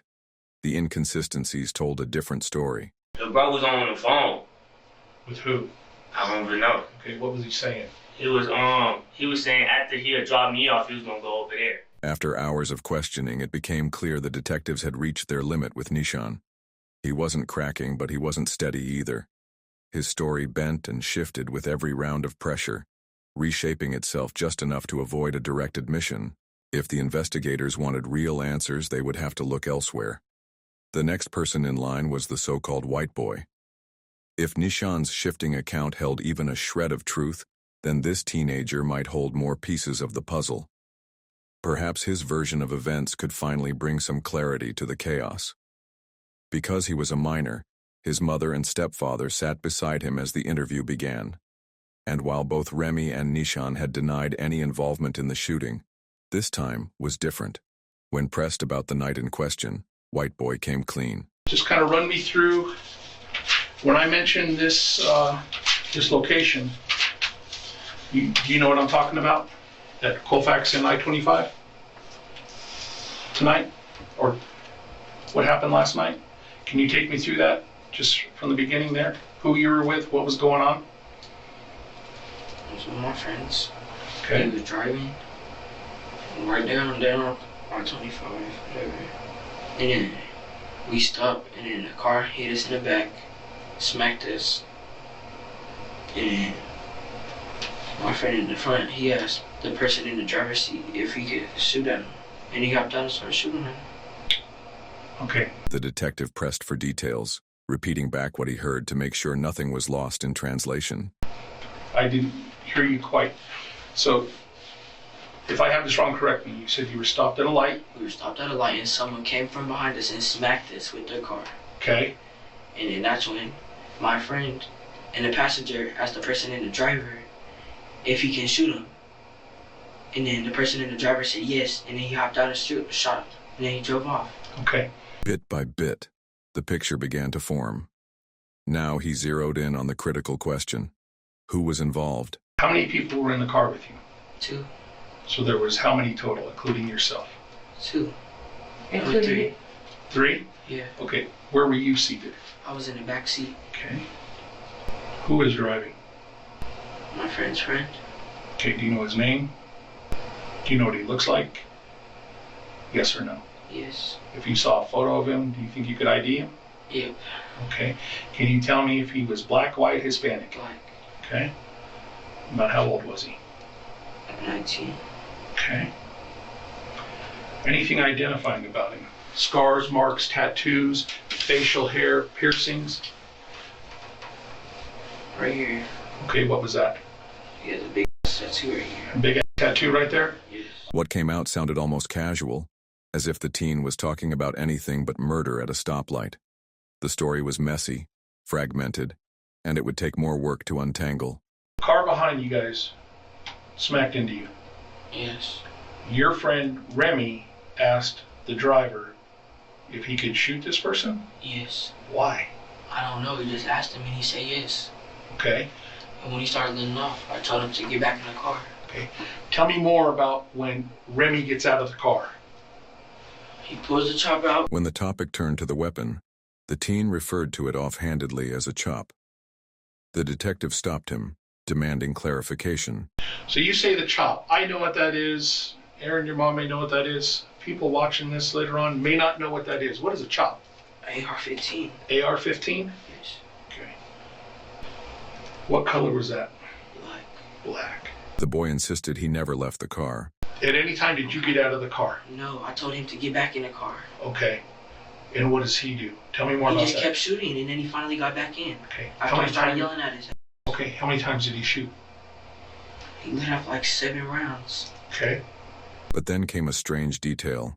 He claimed to remember exactly how many shots had been fired. The specificity didn't sit right, and the detective leaned in, studying him carefully. Did anybody pick up anything there on the street? Did anybody pick up anything? Did anything fall? Phone, bullets, anything from the car fall out of the car that anybody picked up? I don't know. Okay. And then came the moment of impact. The car that had tapped them from behind. Do you remember what kind of car smacked into the back of you guys? It was like this white car. White car? Yeah, it was a white van. Like a white van? Yeah. Okay. Do you remember if the driver of that car was male, female, black, white, Hispanic? I don't know. Don't know? All I know is he just hopped out and started shooting, and I told him to get back in. The detective let the silence stretch, forcing the boy to sit with it. Then, calmly, he steered the conversation back to that one key detail. The car smacked you guys from behind. What were you doing? I was listening to music. Okay. On what? On my phone. The moment the Honda collided with the vehicle in front of them, the teen said the impact had been strong enough that his head bounced off something inside the car. How hard do you think the car smacks you from behind? Tell me more about that. Smacked me up like this, hit my head. Okay. And then that's when Remi started getting mad. And that's when he asked him if he can shoot him. And he hopped down and started shooting at him. And then that's when I was like, get in the car, nigga, what are you doing? Like, okay. Keep going. The detective pressed further. Was there any argument? Any words exchanged before the shooting? Was there any verbal exchange between the person that hit you guys from behind? Hell no. Okay. He just hopped out and started shooting it. Okay. The answer was blunt. No argument, no threats. Just gunfire. Immediate, unprovoked. It didn't make sense. The questioning shifted to the car itself. Car you were in, how many times have you been in that car? That was like the second time. Okay, when was the first time? Like a couple days before that. Okay. Whose car is it? I don't even know. Okay, fair enough. So the car smacks you guys. What do you do after Remi gets back in the car? I told him to get in the car, and then the person in the driver skirted off down Colfax. Okay. The detective didn't rush him. He let the teen talk, let the details surface naturally. They left the scene, he said, heading down Colfax. Where do you guys go down Colfax? To where? No, I don't know exactly where we went to his auntie's house, but we went down Colfax. How far? Like we just went straight down until when we got to like Union. Okay. And then what do you do? That's when we went to his auntie's house. Okay. Where does the auntie live? I low-key don't remember. I was sleeping. Okay. Were you asleep when you pulled up? Yeah. But then came another twist. The teen claimed he had been asleep again. That detail stood out. He had said it once before. Now it was back. Next came the gun. Remi shoots. What does he do with the AR? Puts it in the car. Where at in the car? He put it in the back seat. Okay. Where you're at? Yeah, on the left side. All right. The detective absorbed the admission carefully. The weapon had been just inches away from him. He asked again where the boy had been sitting. Where are you seated? On the right side. Behind the driver or behind Remi? Behind the passenger. Okay, so you're behind Remi. At first he puts it in the car and he has it next to him, like right here on the floor. Okay. And then he puts it into the back when we're going down Colfax. After the shooting? Yeah, after when we get closer to his auntie's house. Okay. But that's when I just fell asleep. I don't really remember nothing else. The answer didn't change. The detective made a mental note. That was the third time the teen had claimed he'd been asleep, as if repeating it would make it true. But there were still more questions to come. At any time last night, Saturday night, baby mama's house, driving up before you fell asleep, did you ever handle that AR? Meaning hold it, touch it? No. If I print it, am I going to find your fingerprints or your DNA on that gun? No. Okay. I didn't handle that gun. Okay. I might have pushed it over, but I was not handling that gun. Okay. It was Remi, that's his gun. All right. If investigators later found his fingerprints on the gun, he explained, it would only be because he had pushed it out of his way. If you would have pushed it over and touched it, what part would you have touched so I know? Like on the top, like... On the stock, they call it the stock on the top? Right here, like, and then, like, right here.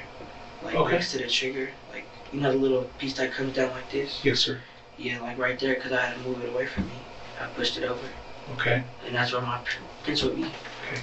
The detective shifted the focus to the atmosphere inside the car. Before you fall asleep, what's the discussion in the car about what just happened? They don't even say nothing. They're not even talking. Okay. At any point, even after Auntie's house, do you guys talk about this? No, because I got woken up to getting yelled at. The cops are chasing us. Okay. And then that's when we crashed. Right. No one spoke about what had just happened. No arguing, no panic, just silence. And then, the chase. Tell me more about being woken up. The cops are chasing you guys. Remi was like, bro, the cops are chasing us. They're behind us, bro. They're behind us. And then I had woken up and I was sleeping in the back. And I was like, what? And I looked behind us and the cop is right behind us, following us. And then the driver starts going fast. And then the cop turns the lights on. And then we go down this one street and we hit a big pothole. And then that's when the car went up and then he lost control. And then I don't even remember. All I know is I just got out the car. The team claimed the next thing he remembered was being outside the wreck, standing in the street. Started walking up the block. Did you walk or run? And if you ran, that's okay. I started walking. The other two, Remi, he was running. I was just jogging. I was like, okay. Because, like, I didn't know he did something. I don't know he did something. Like, well, hold on a minute. Like, I didn't know something that bad happened. I didn't know someone got killed. Well, but he fired an AR into a car. I know. What did you think was going to happen? I don't know. Okay, fair enough. He said he was trying to aim towards the engine. Okay. That was his excuse. That was the story. The plan, he said, had been to take out the car, not the person inside. But was that true? Did Remi really believe that? Or was it just something easier to say after the fact? You walk off. Why don't you stay there? Because, there's guns in the car. I'm not even gonna lie to you, it was a stolen car. I didn't know that until a couple days before, yesterday. So that's why I was jogging. And then, yeah. That's why you were what? I was jogging up the street. Okay. I didn't take off how they was running, because they was running fast. I was just speed walking. He didn't sprint like the others, but he wasn't about to stand there waiting for the police to close in either. Do you meet up with either Remi or the driver? Yeah, the driver. Tell me about that. I met him when I was walking. I saw him in an alleyway. Okay, where was he? He was in that little alleyway where he was just in an alleyway, and I just saw him walking. Okay. Where did you guys go? I kept walking. I was just there's cops all throughout the block, Well, he tells me that he's with you. He said that to you. Yeah. Okay. So, when he says you guys weren't in the alleyway, where were you guys? We was in an alleyway. Okay. That's where I saw him first, but then after that, we went out of the alleyway into the neighborhood. Okay, tell me more about going in the neighborhood. We started walking through the neighborhood. Okay, where do you go? I don't know, over there in Lakewood, but we were just walking around the blocks and we just seen there was cops on every single block. Okay. Where were you found? I was found in the alleyway. Okay. In what? It's the alleyway. I was just walking down the alleyway and they told me to freeze and get on my knees. Let me get to the point. Were you in a shed? Yes or no? No. Never in a shed? No, I wasn't in the shed. I might have been in someone's backyard, but I was not in the shed. Okay, if you were in a backyard, who were you with? I was with the driver. Okay. What'd you and the driver discuss? We didn't discuss nothing. I was just like, bro, I'm not finna get in trouble for this. And I just walked out the alleyway. I was like, I do not care. Bro, I didn't do shit. Okay. But what am I getting in trouble for? For y'all doing? Okay. And I apologize about earlier about the hypothermia. That's not you. That's my fault. Okay. So I apologize about that. Okay. Because I was because we're standing in the backyard and I'm like, bro, you sound dumb if you think we're gonna get away. There's cops on every single block. You sound stupid. So I'm like, he stays there in the backyard. I'm like, all right, bro, peace out. I walk out in the alleyway. They got me.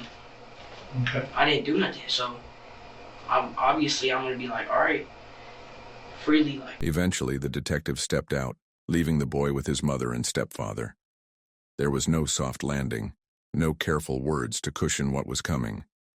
They put it all on the table. Now you're gonna end up doing time over someone else's bull. How am I doing time over someone? Because someone died.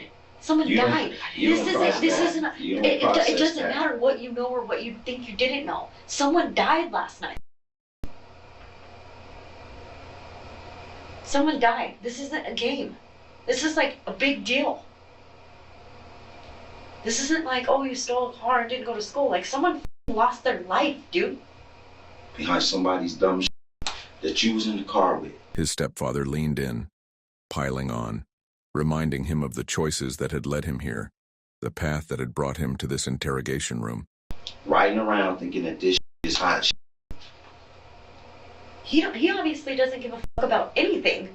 His life, his kid's life, anybody's life, apparently. And you're hanging out with him. Do you think he gives a fuck? Obviously not. This cop don't know if you touched that gun or not. The police didn't know for certain whether he had touched the gun. Maybe he hadn't. But by this point, that detail no longer mattered. What mattered was clear. He was tied to something far bigger than he ever imagined, and there was no walking away from it now. When the detective returned, his tone had shifted.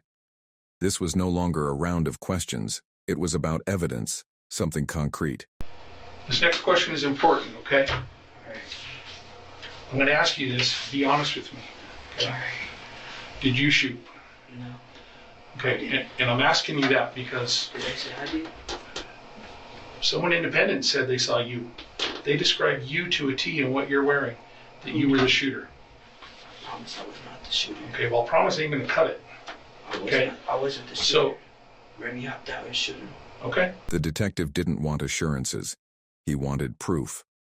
And when he mentioned DNA testing, the teen faltered. So again, when I swab for DNA, am I going to find your DNA on that trigger guard on that rifle? On that AR-15, am I going to find your DNA? Probably because I moved it. That hesitation said more than words. He admitted he had touched the gun, moved it out of his way, but insisted that didn't mean he had fired it. Someone said it was me. Yes. Yes. I'm going to step over here real quick. Okay. Someone said it was me. Yeah. Okay. I know I didn't shoot. I know for a fact I didn't shoot.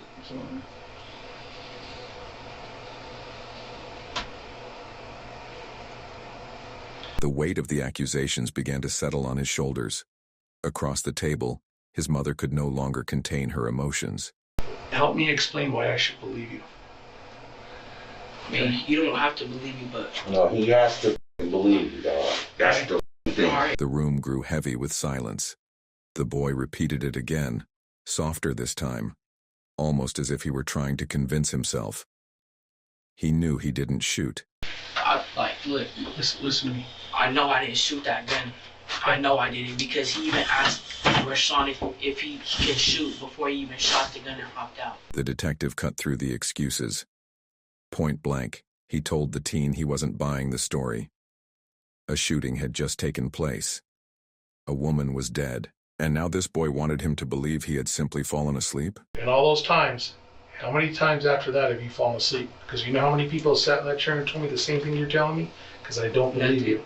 No. Okay? I never felt like I really fell asleep. Well, I find it hard to believe you When just... we was at his auntie's house, I really fell asleep. Okay. I was just laying down in the back with a blanket sleeping. So you've just witnessed a shooting that's turned into a homicide, and you're going to tell me now you've fallen asleep?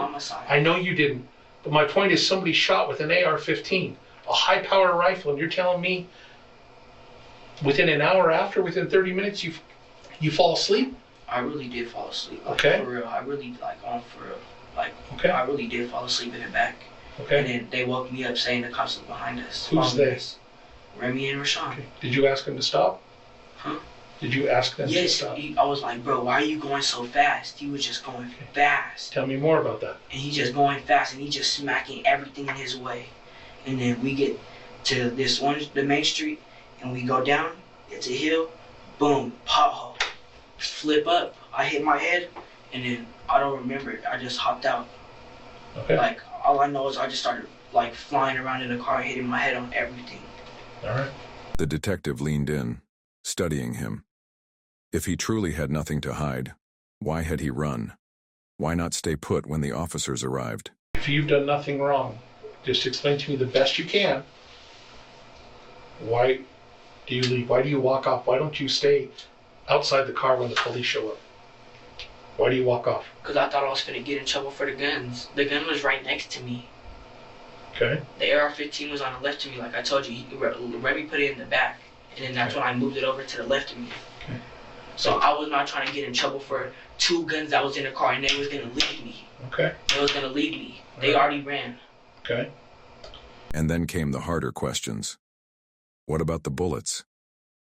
Had he picked up any shell casings? How about any casings, any live rounds did you pick up or have on your person or in your possession? I found some 22s on the floor, and I picked them up and put them in my pocket. Tell me more about that. That's it. I found some. Okay, what'd you do with them? I put it in my pocket. And then what'd you do with them? Nothing. They were just in my pocket. Okay. Did you ever see the driver, or you're calling Rayshawn, did you ever see him with any ammunition or any spent shell casings? You know what spent shell casings are? Like, after you done shooting? I think I had the 223s. Huh? I had the 223s from the AR-15. Who did? Rashawn. Why it did was he? all through the car. Okay. And I guess some of them landed on him. Okay. Did you have any? He threw in another curveball. Nishan, he said, had already claimed the boy had casings in his possession. Okay. Why would he say that you had them and you dropped them? He said I had them? Yes. He's lying. I never had that. Okay. I never had no shell casing that was empty. Okay. I only had those little 22s that I found on the ground. The detective let the words linger. Then after a long pause, stood up. The interrogation was over. In the end, the truth emerged piece by piece. The teen's story was riddled with gaps, and detectives knew it. But the bigger picture was clear.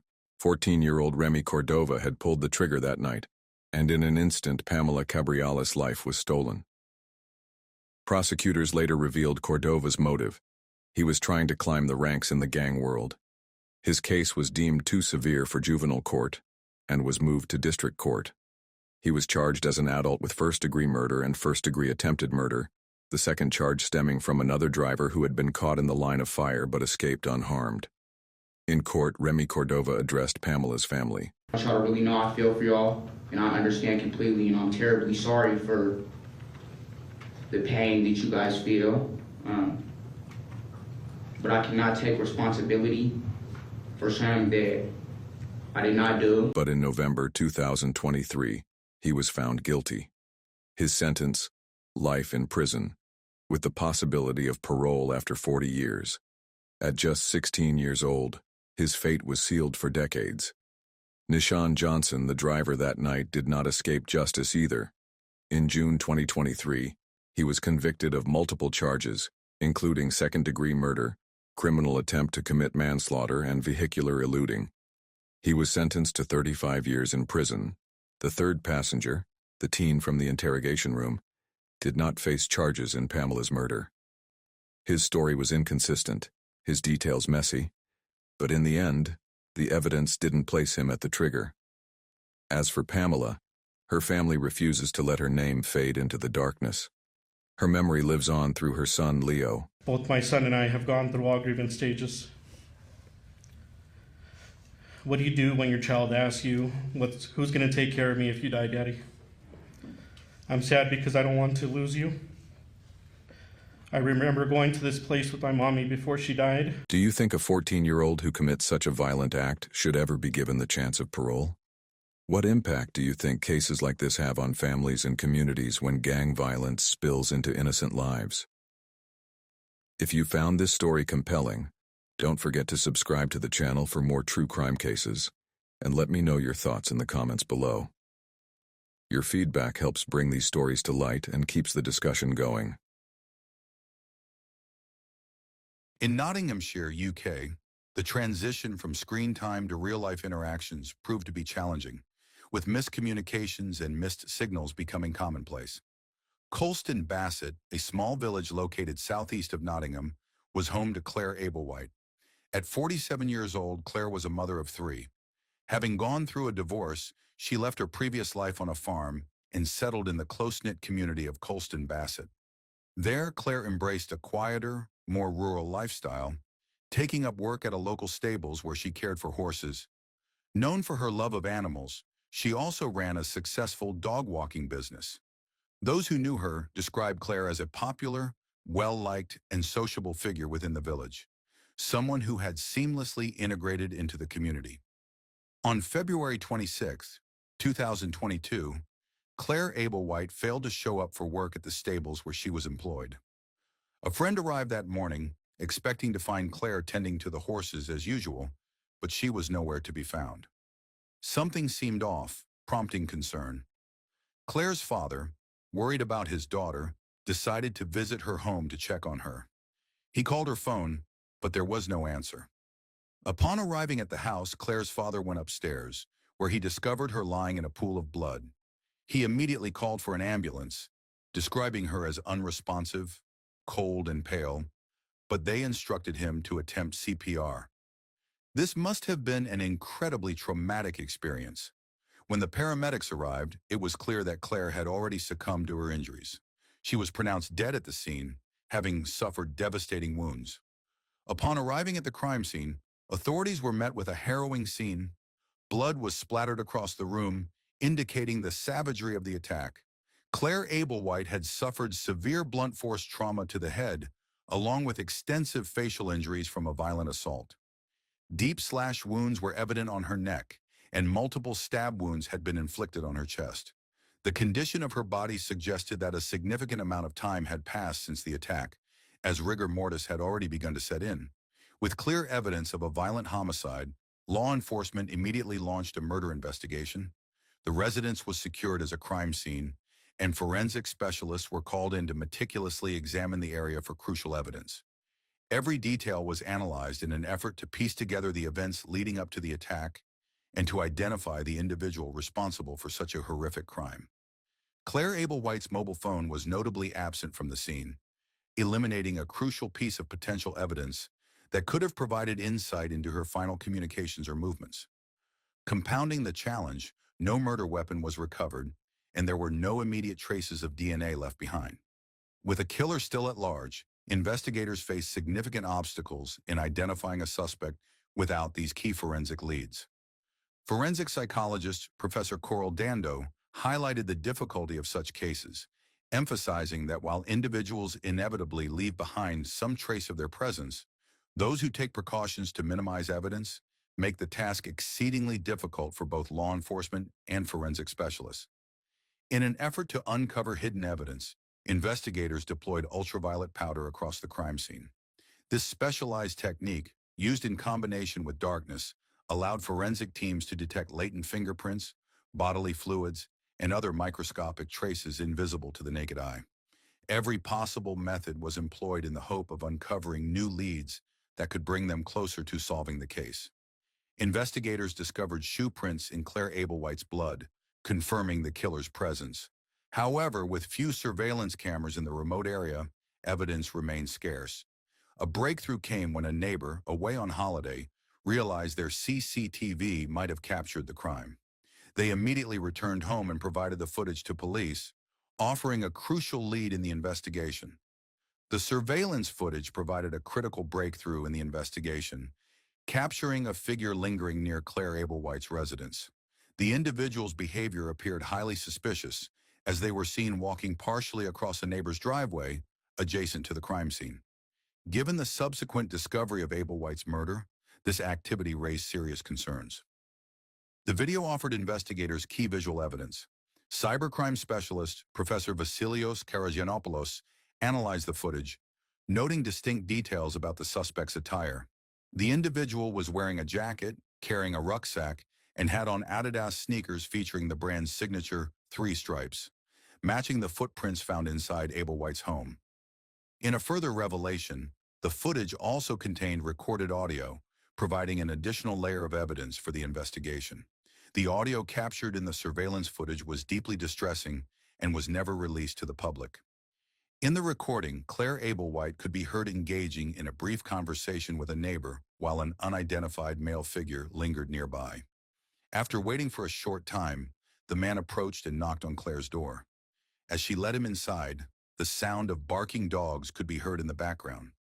Moments later, the recording captured the horrifying reality of the attack. Clare's screams as she was mercilessly murdered. With this evidence, the individual in the footage became the prime suspect, and investigators shifted their focus to identifying and tracking him. As police meticulously reviewed additional footage from the neighbor's CCTV, they uncovered a crucial clue, captured purely by chance. Given the rural and poorly lit surroundings, visibility was extremely limited. However, careful examination of the footage revealed a passing vehicle, offering a potential lead in tracing the suspect's movements to and from the crime scene. The CCTV footage captured a brief but crucial moment, an individual on a bicycle heading toward Clare Abel's home. This short glimpse provided investigators with valuable information about the suspect's route, but did not yet reveal their identity.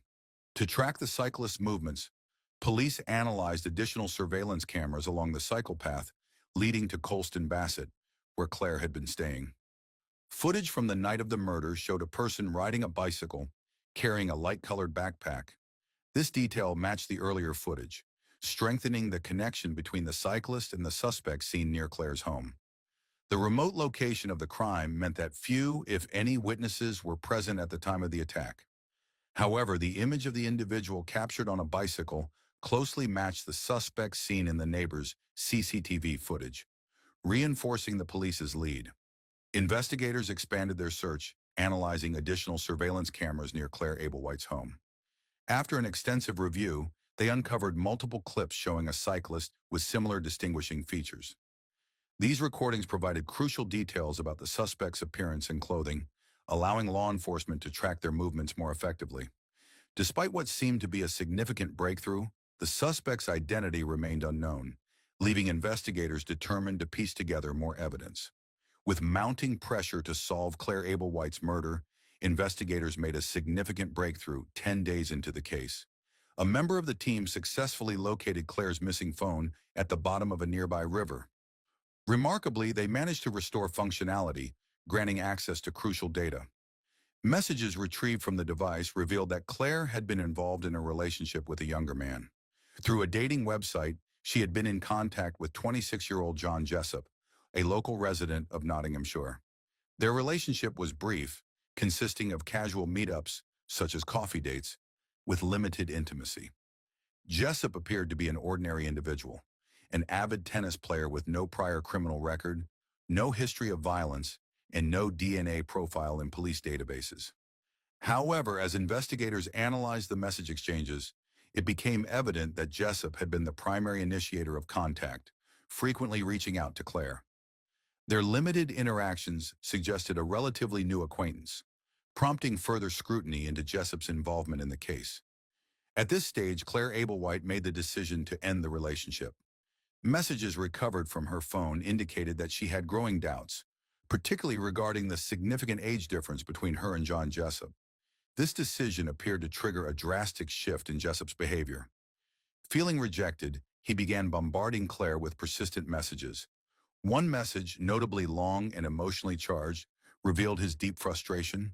He expressed feeling used and demanded an explanation for why she had chosen to end their relationship. This escalating communication suggested a possible motive for the crime.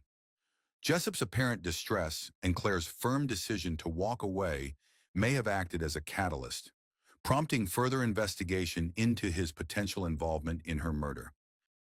John Jessup's absence from the investigation raised suspicions, as he never came forward despite his recent relationship with Clare Abel.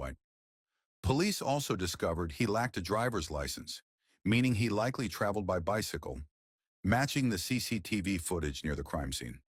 Now the prime suspect, Jessup, remained under scrutiny, but investigators needed concrete evidence. A breakthrough came from CCTV footage recorded 18 miles away, showing him making a routine purchase at a store. While he appeared ordinary, every detail was now crucial in building the case against him. John Jessup appeared calm and polite as he made his purchase and left the store, seemingly exhausted.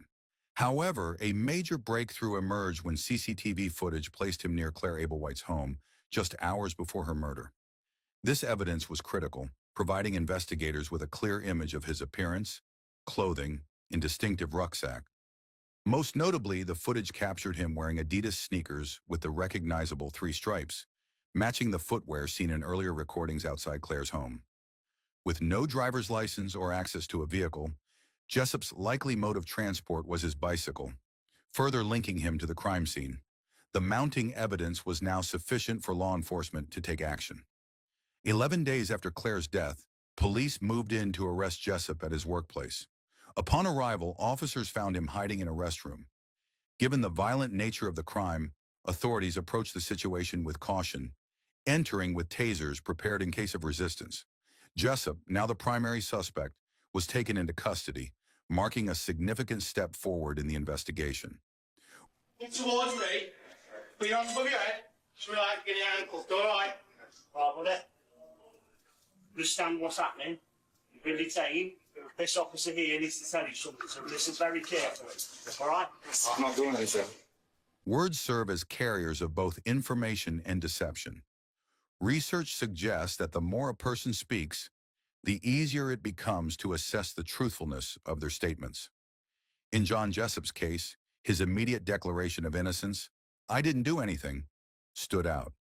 While this may seem unusual to the average observer, experts familiar with offender behavior recognize it as a common response. Jessup's demeanor remained consistent with what had been observed in CCTV footage, calm, composed, and emotionally detached. Despite having committed a vicious attack on Clare Abel, his reaction to the arrest lacked any visible shock or distress, indicating a possible absence of empathy.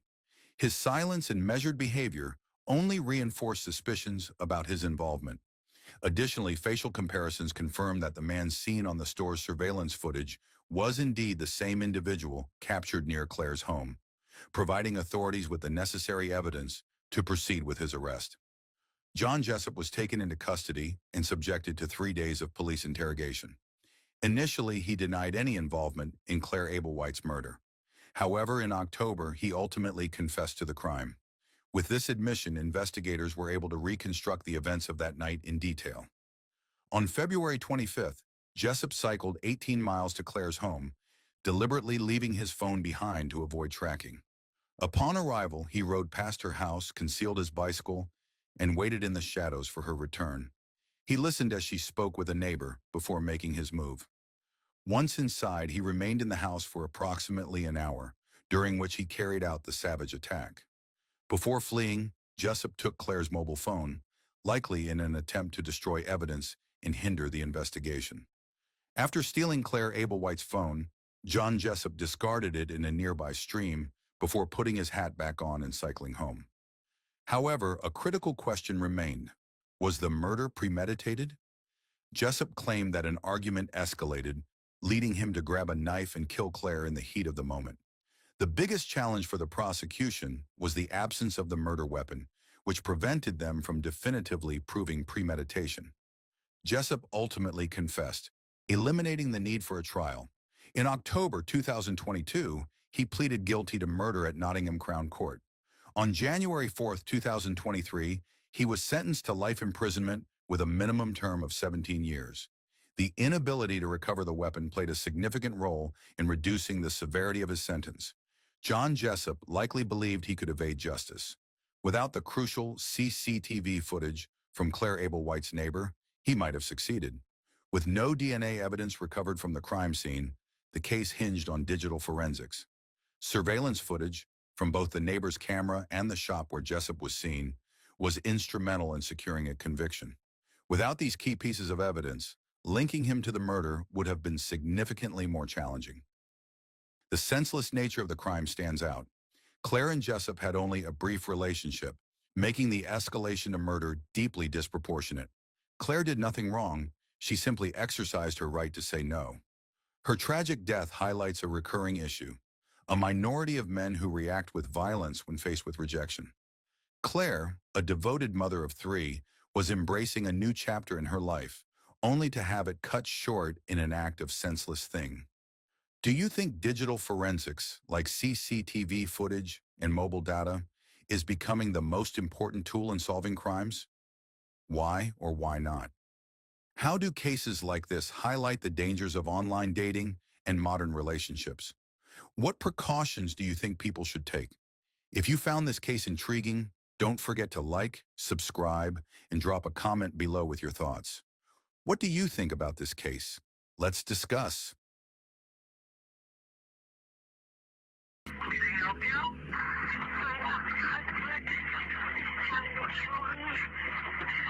The 911 dispatcher initially struggled to assess the urgency of the call, suspecting it might be a prank. However, the female caller on the line was audibly distressed, gasping for air and barely able to speak. Despite her limited breath, she managed to convey critical information, an urgent plea for help that hinted at a life-threatening situation. When officers arrived at the address provided, they found the home eerily empty. Inside, a large bloodstain marred the carpet, and an empty handgun case suggested the presence of a weapon now missing. Moments later, another call was received, this time from a man reporting his wife, Terry, as missing. Disturbingly, he also reported that her 2 daughters had disappeared as well, with no sign of where they had gone or what had happened to them. It hit me like nothing ever before in my career. He is a very dangerous, cold-blooded monster. Vehicle should be occupied by David Larson, his wife, and 2 small children. There's some slim chance that she could still be alive, and we weren't going to rest until we found her and her children safely. In 1996, Terry Jendusa entered what she believed would be a new chapter of happiness, marrying David Larson in what appeared to be a joyful union. The couple soon built a family together, welcoming 2 daughters, Amanda and Holly.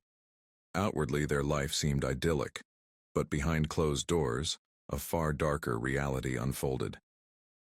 It wasn't long before Terry began to see a different side of David. The man who once seemed charming and supportive quickly revealed himself to be controlling and volatile. He frequently picked arguments, manipulated her emotionally, and on several occasions resorted to physical violence, once slamming her head against a door during one of his outbursts. Each time he shifted the blame onto her, insisting that his anger was a result of her supposed shortcomings. Living in constant fear, Terry did everything she could to avoid upsetting him. But even the most mundane moments could ignite his rage. One evening, as she prepared dinner, David noticed a box of pasta left on the counter. Without warning, he erupted in fury, berating her for something as trivial as not putting it away. It's almost like evil overcame him. He actually pushed me. My little one started crying. I'm holding this infant. It's like 2 months old. And I cannot look at these children and think that this is the life that they're going to have. It was at that point where I knew we were out of here. For years, Terry Jendusa endured David Larson's abuse, internalizing the blame for his violent behavior.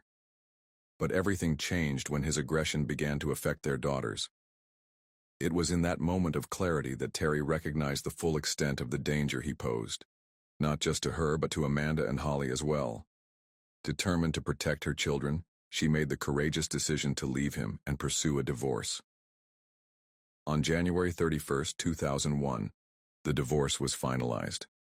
However, the outcome brought a devastating setback. The court granted joint custody. Despite the documented history of abuse, Terry was still legally obligated to allow David visitation rights with the children she had fought so hard to protect. On the day that the divorce was actually final, we walked out of the courtroom. He looked at me and he said, "You're going to regret this." Although she had broken free from years of torment, the threat lingered. Every custody exchange filled her with dread. David's past threats echoed in her mind, and rebuilding trust felt nearly impossible. Yet amid the fear, Terry found hope again. She met Nick Nicolai, a kind, supportive man who offered the stability and compassion she had long been denied. As their relationship grew, Nick helped Terry begin to heal, showing her the love and respect she had always deserved. I loved her for how she related to the girls and who she was and the whole package. They were a very happy family, and Nick embraced those children like they were his own. Everything was how it should be. In February 2003, Terry Jendusa and Nick Nicolai were married, marking what should have been the beginning of a joyful new chapter. But the past was not so easily left behind. David Larson, her ex-husband, remained a looming threat, unwilling to relinquish control or let Terry move on peacefully. Dave had said she was going to regret the day that she married Nick. He had told her one time that in his eyes and in the eyes of God, they were still married. So by her dating and remarrying, she was going against God's will. He thought, I can't control her anymore. And I think that that's when he was really plotting to kill me. On January 31st, 2004, the anniversary of her divorce from David, Terry prepared to pick up her daughters, 4-year-old Holly and 6-year-old Amanda, after a court-ordered visit with their father. Although Nick offered to accompany her, Terry chose to go alone, hoping to avoid provoking David's unpredictable temper. She feared that even the sight of Nick might escalate tensions in front of the girls. Despite the circumstances, Terry was in high spirits that morning. She was eager to reunite with her daughters and share some life-changing news. It was a very happy morning. We learned the night before that Terry was pregnant, so we were on cloud 9. She was expecting another child. At 10 a.m., she arrived at David's residence, unaware that her worst fear was about to come true. As she walked to the front door and knocked, she had no idea that the moment would mark the beginning of a terrifying ordeal that would test her strength like never before. When David Larson answered the door, his demeanor was unusually calm. He greeted Terry without hostility and mentioned that the girls were inside playing. Relieved, she stepped into the house, but almost immediately, she sensed something was wrong. The house was too quiet. Amanda and Holly were nowhere to be seen. Before Terry could react, everything went black. I remember the feeling of being smashed in the head. The next thing I knew, I was face down on his living room floor. My whole body just felt like I was paralyzed. In an instant, David attacked. Disoriented and caught off guard, Terry barely had time to comprehend what was happening before he began binding her with duct tape. Panic surged as her instincts took over. My first thought was, where are the girls? I can't die. I have to help my girls. He was trying to suffocate me and he had his hand over me. I remembered something that I saw in a movie and it said, turn your head away, turn your head to the side. And I kept doing that and he was losing his grip. And he was getting frustrated that I wasn't going down as easy as he wanted me to. She struggled fiercely, but the assault was brutal. She was losing blood, growing weaker, and escape was impossible. To her horror, David forced her into a garbage can, stuffing snow and ice around her body in an attempt to hasten hypothermia. As the cold bit into her skin, she heard the sound of tape being wrapped around the lid, sealing her in. Moments later, the container was lifted and loaded into the bed of David's truck. He secured it with a tarp, hiding the evidence of the crime. I didn't know if he was going to dump me in a woods somewhere. I don't know why he didn't just shoot me by now, unless he just really wanted me to suffer. Trapped, bleeding, and freezing, Terry's fight for survival had only just begun. Trapped inside the freezing garbage can, Terry Jendusa's mind raced. If David killed her, he could gain custody of their daughters, and possibly harm them too. In a moment of clarity, she realized he had made a crucial mistake. He hadn't taken her phone. With what little strength she had, Terry called 911. I've got my phone in my jacket pocket, and I reached down and I could feel the numbers, and I called 911.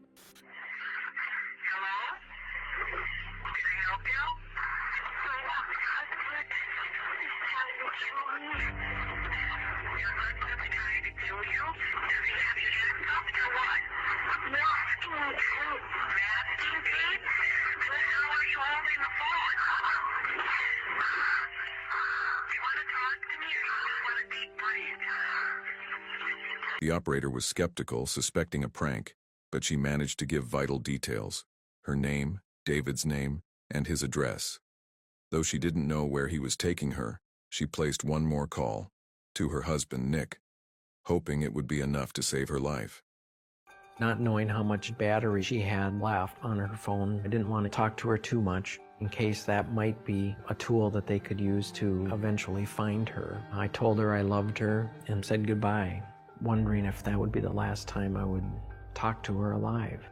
Panicked, Nick Nikolai contacts police, reporting his wife missing, along with her 2 daughters. He explains that Terry had gone to pick up the girls after a scheduled visit with David Larson, but none of them returned. Authorities quickly begin a search, racing against time.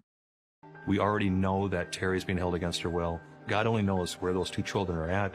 Meanwhile, Terry remains trapped in the garbage can in David's truck. If he makes it to the woods, she may never be found.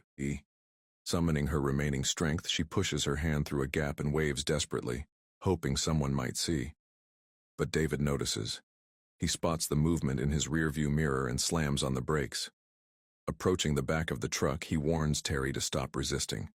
Just as he turns to leave, Terry's phone rings. Her heart sinks. David hears it, turns back, and rips the phone from her hands. Somebody called my phone. That was my only way of trying to save myself.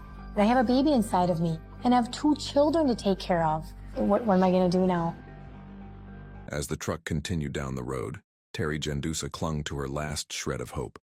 Faint police sirens approaching in the distance. I heard the squad sirens, and I thought, this is over. They're going to find me. But we kept going, and the sirens faded away into the distance. We passed each other up. They weren't looking for the truck that I was on. They were going to his house. At that point, I felt totally helpless. But with her phone taken and no way to signal for help, she was isolated, injured, and at the mercy of her abuser. The sirens soon began to fade, and with them, her sense of rescue. Trapped and terrified, Terry feared she was about to lose everything, including her daughters. Unaware of what they had just passed, responding officers arrived at David Larson's residence. Inside, the home was empty, but a closer inspection revealed unsettling details. Photographs from David and Terry's wedding still lined the walls, creating a disturbing sense of fixation.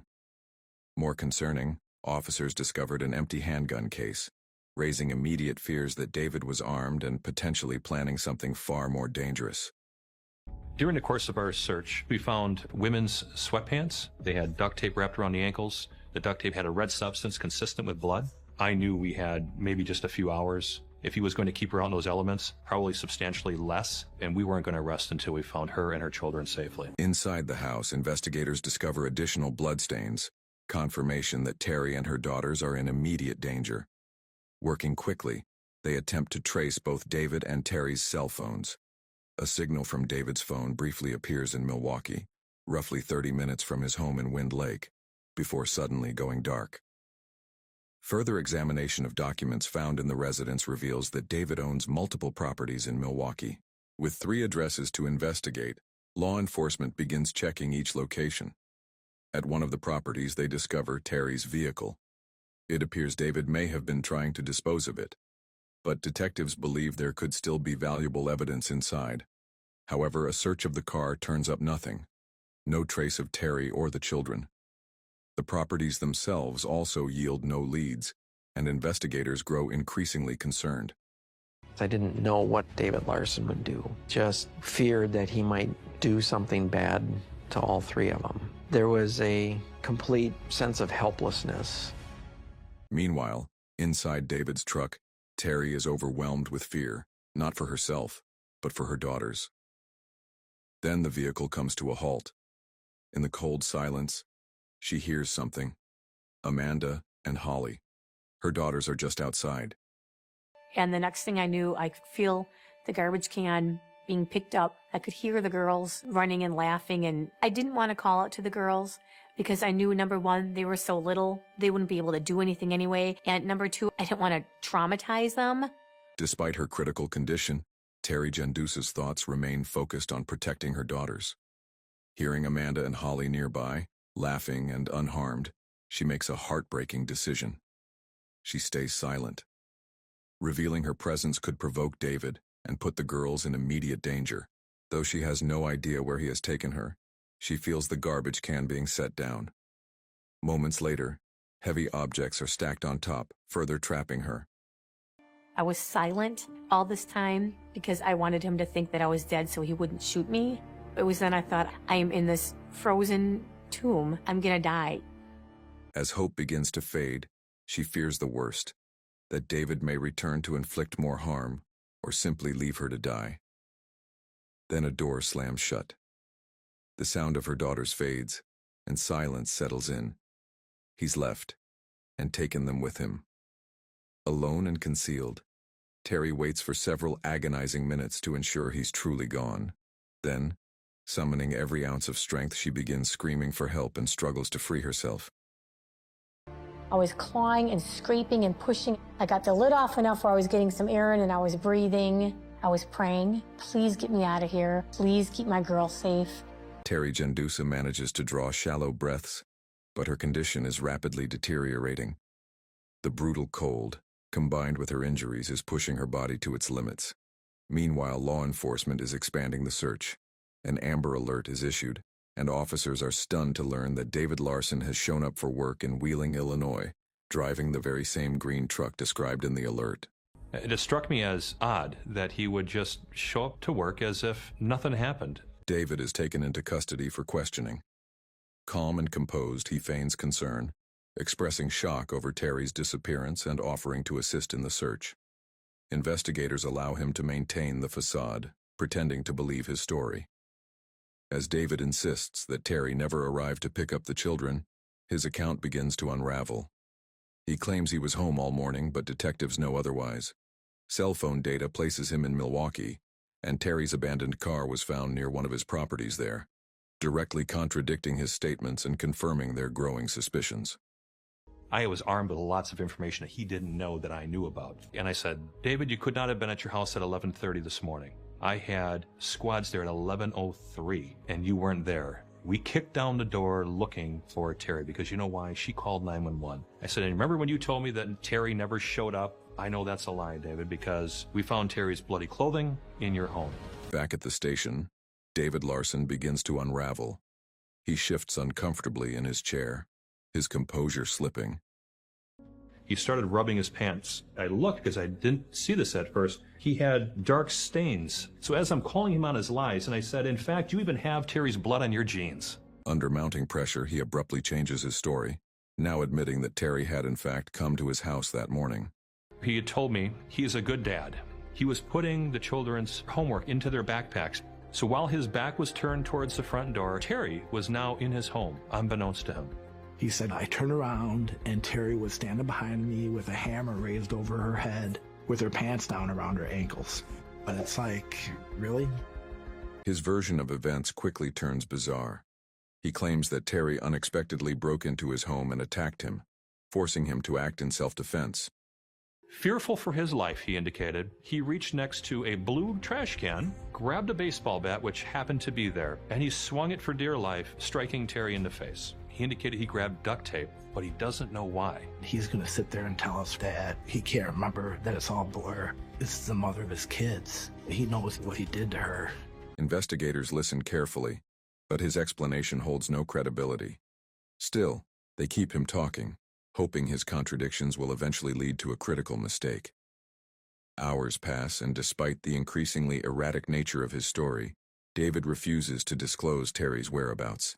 Every second counts, and time is running out. He is a very dangerous individual, and in my view, a monster. Cold-blooded, doesn't give a care about anyone but himself. Meanwhile, Terry's condition is deteriorating rapidly. Still sealed inside the duct-taped garbage can, surrounded by snow, her body is succumbing to the cold. Her limbs are numb, her breathing shallow, and her strength nearly gone. My hands hurt really bad. My feet were literally freezing. I kept trying to get my hand down there to cup my feet, and I couldn't. She feels her eyelids growing heavier and fights the overwhelming urge to sleep, knowing that giving in could mean never waking up. My head was still bleeding. There were a couple times when I was just so drained.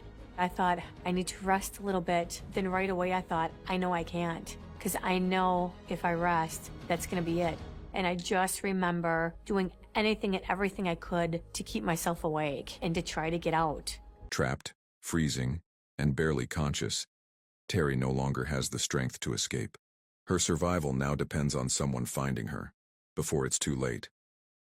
Terry Jendusa is on the verge of losing hope.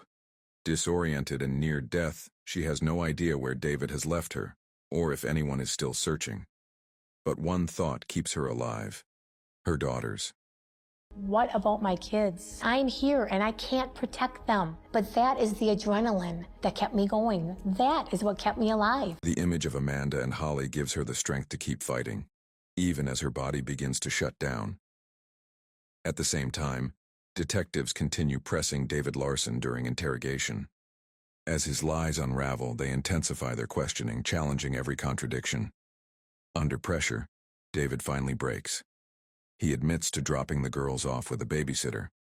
It's the first real lead they've had, but given his history of deception, officers approach it cautiously.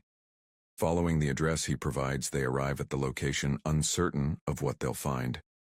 To their relief, for the first time, David has told the truth. Amanda and Holly are there, safe. We found the girls safe at that address, so we knew the kids would be okay. And just happy it worked out the way it did. It's a critical breakthrough. Not only are Amanda and Holly safe, but detectives hope they might have information about their mother's whereabouts. However, both girls insist they never saw Terry that day. Despite revealing where he left the children, David remains unwilling to assist in locating their mother. Investigators confiscate his belongings, including his wallet and clothing, searching for anything that could offer a clue. Inside the wallet, they find several business cards. Desperate for leads, they begin calling every number listed. Most lead nowhere, until one card catches their attention. One of the investigators saw a card for a storage unit in Wheeling, Illinois. And when we called them, we asked the guy working the counter, hey, does David Larson have a storage unit here? Yes, he does. When was the last time he was there? Well, he was here yesterday. That card points to a storage unit. Officers race to the location, knowing Terry is likely suffering from life-threatening injuries and freezing temperatures. There is no time to spare. I remember that when we first walked in, it was really, really dark and really cold. We started to call out, "Ma'am, are you there? It's the police. We're here to help you." When there's no response at the unit, they force entry with a pry bar. Inside, boxes and containers are scattered across the floor. But then they see it, a garbage can sealed shut with duct tape. I noticed a two-tone, like a black and like wood-colored baseball bat on the side, but I could see what appeared to be dried blood on the bat, and I just remember getting chills. Inside the garbage can, Terry Jendusa drifts in and out of consciousness. Her body is shutting down and she has no sense of how much time has passed. Suddenly, a noise breaks the silence. Panic floods her weakened body. Has David come back to finish what he started? I remember hearing some noise, like somebody was coming back in. I panicked because I thought, oh my gosh, he's coming back. I don't know what he's going to do. Is he going to shoot me now because I'm still alive? What's he going to do, dump the garbage can in the lake? I don't know. Frozen in fear, Terry remains silent, hoping that if he believes she's already dead, he'll leave her alone. But then, she hears a voice, calm, unfamiliar, and not David's. I heard somebody say, "We're the paramedics." And I just felt such a sense of relief that I'm still alive and somebody's actually here. We went over to the garbage can, took everything off the top of it, took the tape off of it, opened the lid, and that's when we looked down inside. I couldn't believe what I saw. It hit me like nothing ever before in my career. When we saw this poor woman inside the garbage can in a fetal position, I remember seeing a very large gash on her head. Her eyes were swollen shut. Her face was swollen, black and blue. It was horrific. Moments later, first responders uncover the taped garbage can and find Terry, barely alive, battered and bound. Against all odds, she has survived. Just the fact that she's breathing and she's speaking and she's alive, I was just overwhelmed with happiness. But at the same time, she may not be out of the woods. When he relayed the information they had found her, it was the best news, best phone call that I've ever received. But there was concern because it was a very cold winter night and being over a day that we didn't know what condition she was in. She is rushed to the hospital in critical condition. David had struck her repeatedly with a baseball bat and left her sealed in snow and ice for nearly 27 hours. Her body temperature had dropped below 84 degrees Fahrenheit, a level most don't survive. Yet even as doctors fight to save her, Terry's only concern is not herself, but her daughters. The first thing I asked when I came to was, where are my kids? When Terry Jendusa learns that her daughters are safe and David Larson is in custody, she feels an overwhelming sense of relief. The pain she endured was not in vain. Her children are safe. But that relief is tempered by tragedy.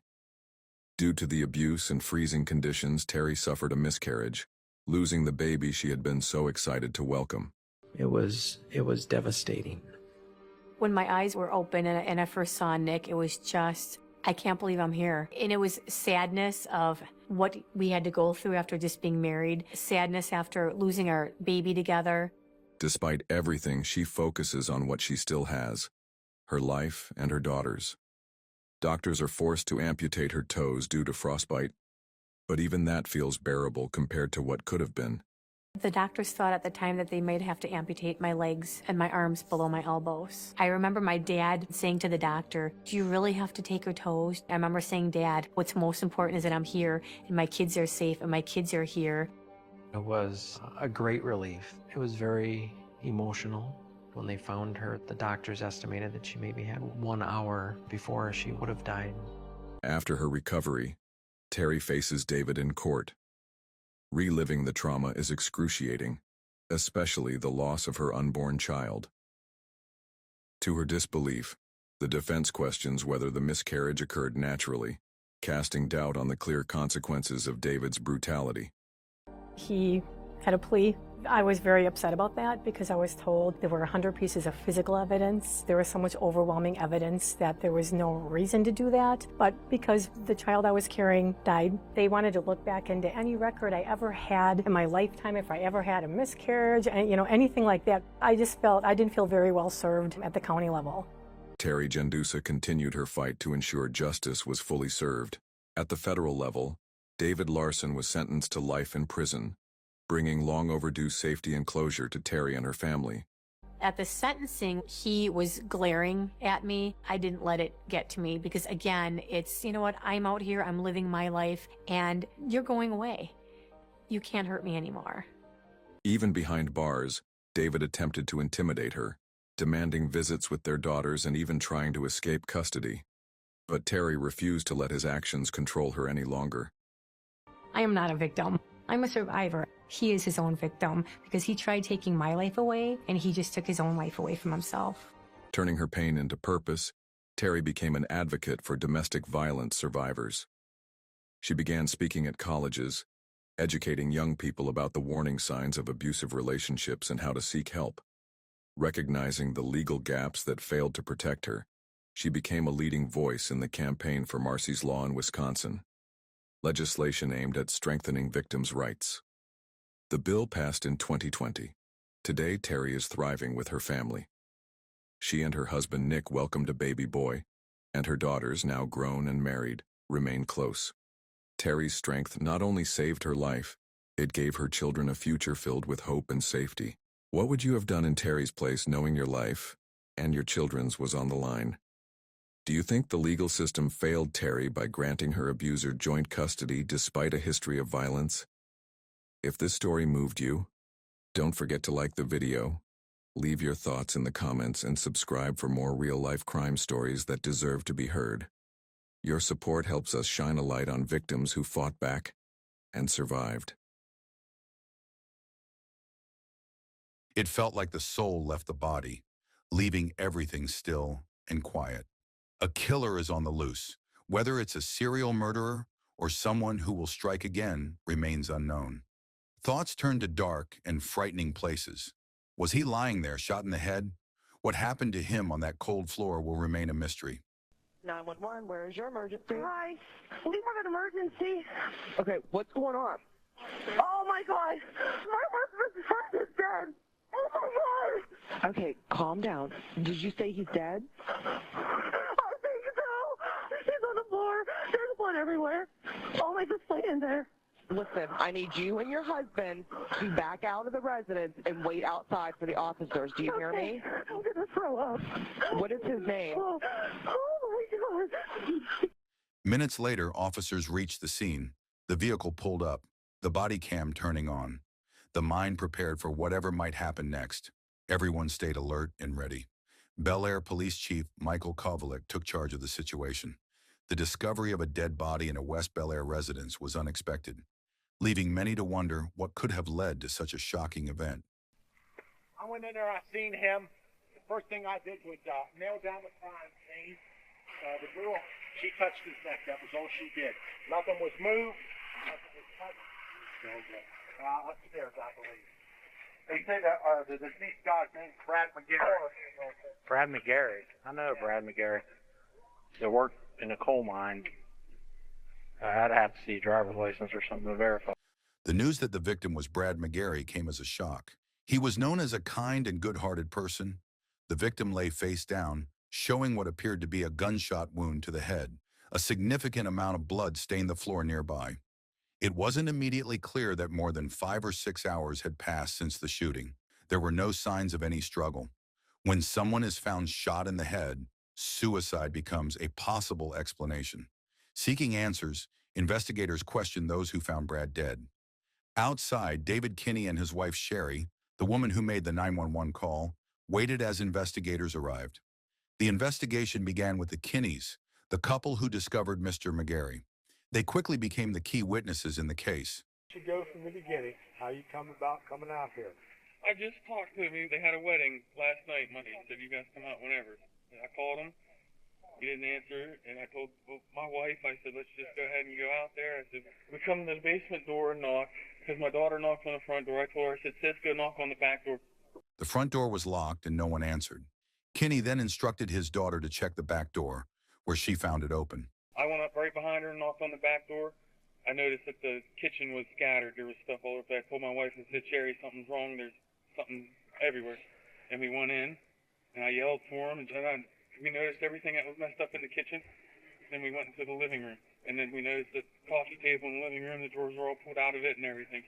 And then he said, you two stay here. He went down to the basement, and then he yelled, call 911. He saw Brad, who had clearly been shot and was already dead. The sight left him deeply devastated. News of Brad's death quickly spread to his family and friends. Brad was like a big teddy bear, loving and caring. To many, he was Uncle Brad, especially to the kids he adored. Creative and kind-hearted, he had a genuine love for people. He was someone always there to bring a smile or a laugh, ready to support whenever needed. David Kinney, the man who discovered Brad's lifeless body, was one of Brad McGary's closest friends. Coming upon such a horrific scene was overwhelming and too much to bear. The shock was something David Kinney could never fully get used to. He showed deep emotion, struggling to accept that his friend was gone. How long you guys been married? 8, 9 years. Oh, yeah. My kids call him Uncle. He's supposed to go to the Bahamas with us in August. We've done family vacations and everything. We do holidays together. Yeah, he's one of my best friends. Suspecting suicide, investigators sought insight into Brad's personal life by speaking with the Kinneys. Any problems with depression or anything like that? But in the past, he has. He had some bad. I think at one point in time he was. He was pretty happy. I don't know. Outside, investigators spoke with David and Sherry Kinney, while inside, officers carefully searched the crime scene for the gun that Brad might have used to take his own life. A primary focus of the crime scene search was to locate the weapon used in the shooting. In many suicides, the victim often falls on top of the weapon, or the weapon ends up beneath them. The body was carefully moved to search underneath for a firearm, but none was found. With a gunshot victim but no weapon found, the possibility arises that the gun was taken away, pointing toward a potential homicide. The killer was still out there, with no clear motive known. Whether acting alone or part of a series, the hunt to find who took Brad McGary's life had officially started. Investigators continued their search of Brad's house, searching for any clues that might lead to the killer. Attention soon turned to the upstairs bedroom, where drawers and dressers had been pulled out and scattered. The room appeared ransacked, with belongings tossed in every direction. But as investigators examined the crime scene more closely, new questions began to emerge. Cash, brand new smartphones, cameras still in their boxes, and high-end TVs were all left untouched. Items unlikely to remain if this had been a typical burglary or robbery. The situation was unclear. Nothing seemed to add up. If burglary wasn't the motive, then what was behind the murder? At this point, detectives remained uncertain. The area was canvassed, and investigators sought any surveillance footage that might help narrow the search for a suspect. Such video could also verify or challenge the stories given by witnesses. Investigators discovered that Brad's neighbor had video surveillance running on the day of the murder, offering a valuable lead. The footage could reveal when Brad returned home, his movements and daily habits, providing deeper insight into his life. However, reviewing hours of recorded video proved to be a time-consuming task, as detectives worked to identify what was relevant and what was not. Outside Brad's house, Chief Kovalik sought answers, pressing Sherry and David Kinney for more details. Did he have to say if he was expecting anybody, or anybody got an issue with him? The last relationship he was in, it was pulled off, and he hasn't been with anybody ever since. Who was the girl? No, it was a guy. He was in with the guy? Yes, sir. Yeah. Okay, who was the guy? Scott something. Was there bad blood there between them? I think just a regular relationship breaker and an argument. Yeah. Brad was a gay man, and David and Sherry Kinney mentioned a recent ex-boyfriend named Scotty, with whom Brad had experienced some friction. However, the Kinneys did not know Scotty's last name, making it a key detail investigators needed to uncover. As he prepared to leave, David Kinney reached out, firmly grasping the investigator's hand. Looking directly into their eyes, he said, "Brad was the best friend I ever had, and I loved him. Please find out who did this to my friend." The promise was made to do everything possible to bring justice. Without knowing Scotty's last name, investigators had no choice but to set this lead aside, at least for the time being. Questions arose about whether Brad's life as an openly gay man played a role in his murder. Investigators had to consider the possibility of a hate crime. Someone who opposed Brad's lifestyle, perhaps from work, might have staged the robbery and killed him out of hatred. Mary, a friend of Brad's, believed it was possible he had upset someone, making a hate crime a potential motive. His strong personality might have rubbed some people the wrong way. He was telling us about working in the coal mine, and I was like, it's the last place I could ever imagine you working. I can understand that. And he's like, well, working in the coal mine with those guys down there, they all know that he's gay, and he didn't want to get beat up, or, so he kind of had to change his style to fit in with the coal miners. Brad's friends shared that working as an openly gay man in a coal mining environment was challenging for him. Investigators knew this was a lead worth pursuing. Could Brad have been the victim of a hate crime? The word spread among contacts in the coal mining community as detectives sought to learn more about Brad. They asked if anyone had problems with him or had ever expressed harmful thoughts. The response was clear. Brad was well-liked and respected, and no one had any issues with him. In a tough, often macho coal mining world, where being openly gay could be difficult, Brad not only worked but thrived. His success was a testament to his strong character. In many homicide cases, the person responsible is often someone close, a spouse or loved one. Investigators knew that determining whether Brad was killed by a partner was a crucial part of the investigation. As the Kinneys mourned, the next day brought the autopsy results. Brad had been killed by 2 gunshots to the back of the head, fired from a .22 caliber handgun. In any death investigation, especially a homicide, a dark energy fills the space. It hangs heavy throughout the entire apartment, driving those involved to seek justice. Investigators began their search for a suspect by questioning those who knew Brad best, his friends and family. Chief Aller started with Mary Kay Milliken. Then Mary Kay revealed a detail that aligned with an earlier theory investigators had been considering. He did have nice jewelry.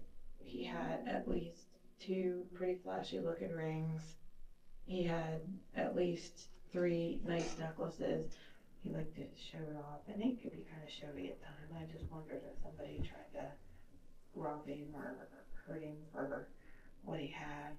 Detectives investigating Brad McGary's murder in Bel Air, Ohio, considered the possibility that he was killed during a burglary gone wrong. And in a moment of panic, the perpetrator murdered Mr. McGary. Investigators returned to the crime scene, searching for any evidence that could confirm their theory or reveal what might have led to Brad's death. The crime scene presented a mystery that left investigators uncertain how to interpret the evidence. A homicide had occurred, and the house was ransacked, pointing one way, yet somehow not quite fitting that story. Every crime scene has its own feel, and this one didn't feel like a robbery, even though it was made to look that way. Each drawer was pulled out to the same distance, which seemed odd. The mess was rushed and sloppy, giving the impression the scene had been staged to hide the truth. If the crime scene was staged, then burglary or robbery were unlikely motives. The focus shifted to asking who stood to benefit or who might have had a role in Brad's death. Investigators had a possible suspect, but their full identity remained unclear, believed that finding Scotty could reveal the missing piece of the puzzle. They were eager to locate him and learn if he had any information that could help solve the case. Detectives were focused on finding Scotty, last name unknown, with little information to guide them. They continued their search for answers by tracking down and speaking with Brad's friends. What's your relationship to Brad? Oh, we were just best friends. Anybody have a motive to kill Brad? He said work was really stressing him out. He started drinking. That's when he got messed up with that Scotty Butler. Finally, detectives found the missing piece of the puzzle, an exciting breakthrough like Christmas morning. With Scotty located, police uncovered his criminal record and pinpointed his whereabouts. They discovered Scotty was currently in jail in West Virginia for a parole violation. When detectives spoke with Scott Butler, he appeared surprised and deeply upset by Brad's death. He had no idea who would want to harm Brad and showed no apparent motive himself. Confident he wasn't a suspect, investigators documented the interview and moved on. Days passed, but detectives still had no solid leads. Brad McGary's killer remained a mystery. Just as the investigation into Brad McGary's death began to unfold, detectives received troubling news. Another shooting had occurred just minutes from Brad's home. It happened 2 days after his murder, just across the county line. The timing and location raised urgent questions. Had the killer struck again? Now detectives begin to question whether the two cases might be connected.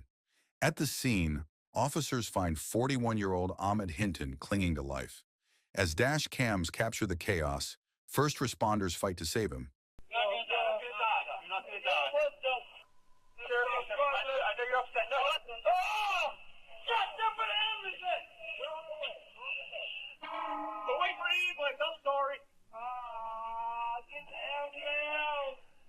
They're right around the corner.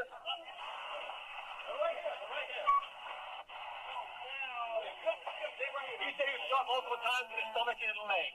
EMTs rush him to the hospital, but he tragically dies on the way. Detectives soon discover that just before his death, Ahmed Hinton named his killer, Jordan Davis. The question now, could Davis also be connected to Brad McGary's murder? With two violent shootings occurring so close together, both in time and location, investigators begin comparing notes with neighboring departments. Details are exchanged, suspects reviewed, and connections examined to determine if the two cases are linked by more than coincidence. Chief Aller is informed that Wheeling police have secured surveillance footage from a nearby residence. The video reveals a heated altercation outside a home in the Wheeling area. Moments later, Ahmed Hinton is seen collapsing outside the house of an acquaintance, just after being shot. The acquaintance is seen returning fire, but the gunman manages to escape. Investigators, aware that Brad McGary was killed with a .22 caliber firearm, move quickly to compare the ballistics from both crime scenes, searching for any link between the two shootings. One of the first things investigators focused on was the type of weapon used. They were specifically looking for a .22 caliber match.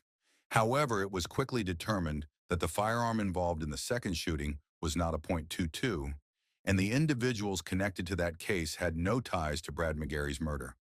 The Wheeling murder, despite its proximity to Brad McGary's case, proved to be another dead end, costing detectives valuable time.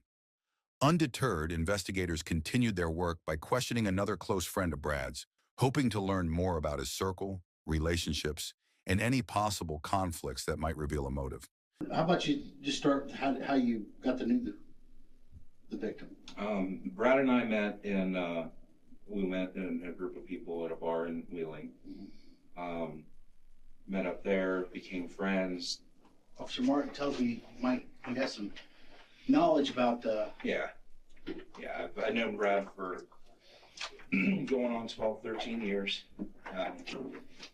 Myself and Brad talked on a regular basis. I know quite a bit of information, the type of relationship they had, the problems that him and DJ were having. The friend revealed that Brad had once been in a relationship with a man named DJ, whom he had met while working in the coal mine. This was the first time detectives had learned about another boyfriend in Brad's life. him and DJ were hanging out. DJ had approached Brad, and they started having an intimate on and off relationship. So he was like, what they would call a closet case, or someone who was still in the closet. DJ was, married. They discovered that DJ was married, and his wife was unaware of his secret relationship with Brad, which had lasted for years. Then DJ's real name was revealed, one that detectives had heard before. And when we say DJ, we're talking about David Kenny, because that's all I knew of DJ. That's all how Brad talked to me about him, DJ. David Kinney, Brad McGary's closest friend, and the man who discovered Brad's lifeless body in the basement. The revelation came unexpectedly. The DJ Brad had been secretly involved with was none other than David Kinney. This discovery shifted the investigation dramatically. It was revealed that Brad had repeatedly pressured David Kinney to leave his wife so they could be together. Told me he had everything saved on his phone to basically expose DJ, because that's how angry he was at the way that DJ was treating him. And he told me that. I remember I asked Brad, I said, dude, you gotta realize he's a married man. And he goes, I understand that, but you gotta realize what DJ's done to me. Meaning that, he keeps coming back, he keeps calling, he keeps, using me. Until just a few hours ago, David Kinney and Brad McGary were believed to be close friends. Now, investigators learned they had been involved in a secret sexual relationship. This revelation forced a new line of questioning. Was this connection linked to Brad's murder? It was time for a different, more intense conversation with David Kinney. A person's GPS location is often accessible through their phone. Investigators were eager to check where David Kinney's phone had been at the time of the murder. But since it's your phone, it's your personal property, we got to get your consent. Yeah, that's fine. Okay, give me a couple minutes and I'll buzz right through this and we'll try to get back to you as quick as we can, okay? Yes, all right. While Detective Cruz examines David Kinney's phone, Chief Aller keeps pressing him with questions. Let's talk about you. How close were you and Brad? Very close. Did you say you were his best friend? Yes, sir. You got real close with our family. Got real close. What's your kids called? Uncle Brad. Carl.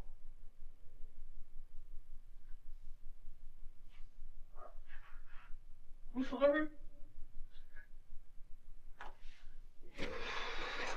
I'll get you some paper towels, okay? I'm going to be right back. I'll put a glass of water. Yes, sir. Very good. When a suspect begins to respond emotionally, it often signals that they are nearing a breakthrough. David insisted, "We're just friends." But as detectives examined his phone, the evidence told a different story. Texts and deleted photos revealed they were more than friends. They were lovers. What detectives uncover next on David's phone could be the most crucial evidence yet.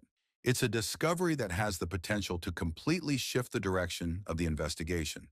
The investigation into Brad McGary's murder has come full circle, bringing the focus back to David Kinney, the man who found him and once considered his closest friend. David Kinney was the one who discovered Brad McGary's body. Now, investigators suspect that Kinney had been secretly involved in an affair with Brad, an affair his wife was completely unaware of. Detective Cruz recovers deleted voice messages from Brad McGary, recorded just days before his death. The analysis of the phone's GPS data proves to be the most revealing, placing David Kinney at the crime scene precisely when the murder occurred. This crucial discovery signals a major turning point in the investigation, compelling Detective Cruz to immediately inform Chief Aller. David Kinney had been denying the sexual relationship with Brad McGary, but the GPS data contradicted his claims, placing him at the house during the time of the murder. That wasn't the only evidence placing David at the scene. After carefully reviewing all the surveillance footage from Brad's neighbor, investigators uncovered more proof of his presence. At one point in the surveillance video, David Kinney is seen arriving at Brad's home, driving his wife's car. Brad returns shortly after, and soon after Brad's arrival, David Kinney is captured leaving the area. A few hours later, David Kinney returns in his truck, this time accompanied by his family. An unexpected detail that sharply contrasts with everything investigators had been told before. With this new evidence in hand, Chief Aller confronts David Kinney again, pressing him to explain the true nature of his relationship with Brad. David, there's some stuff on your phone. It's a little little questionable here. Yes, sir. How close were you and Brad? Very close. How close were you guys? We're very close. Fun, great. My best friend. Did you guys have sex together? There's a few times in the past where, you know, he's attempted a lot, and we've kind of fooled around a little bit in the past. It's okay. Hey, look. I'm being what year is it? Well, this is 2017. This is between us, okay? Yes, sir. Chief Aller tried to ease the tension, reassuring David that in today's world, no one judges such relationships. Maybe his wife might, but society at large wouldn't. My wife. Do something. Not right now. What time were you in Belair? It was earlier on that day. Where's your phone putting you at Brad's house the time he got killed? It's past 3. You were there. God. We know exactly. As the interview progressed smoothly, an overwhelming sense grew that David was on the verge of revealing what truly happened. There when he was killed. No, sir, I was not at his house when that man was murdered, sir. David? Look at me. It's still starting to look... Yes, sir, I know it is starting to look pretty messed up. David and Brad shared a secret sexual relationship, but while Brad wanted something deeper, David was unwilling to give more than what they had. After 4 hours of questioning, David Kinney begins to break down. He had something to do with Brad's death. It's just hard, you know? I know it's hard. It's the hardest thing you ever done. Just say it. Brad's been wanting me to leave my wife for a while. Well, quite a while. Yeah. I know this. It's just been hard, you know, with like our situation in. At one point, David confessed that he wanted to end the relationship, but Brad was threatening to expose their affair to David's wife. I told him, I said, you know, things are going to have to start to stop. You can't like that at all. What happened? She hit me and smacked me around a couple times. She got real loud with me. Felt kind of like up in my face. David revealed that Brad had grabbed a .22 caliber pistol that was lying around in the basement. In his hand, just kind of like waving it at me, you know what I mean? Telling me, you know, I'm tired of you, I can't be my emotions this long and just call it quits. So, Kinney claimed he was afraid Brad was going to shoot him and snatch the gun away, but Chief Aller remained skeptical of that explanation. Let's stand up. I'm going to be Brad, and you be you, okay? So, I'm Brad. Where am I? Which way am I facing? I'm facing over here. And you're facing here, okay? So we're arguing, and he hit you. kind of just coming like this and slapping me around. Did you get hurt at all? Yes, sir. Yeah. Picked up the anger and come at me, and he just kept waving. Just wait. So he's waving the gun. Then what happens?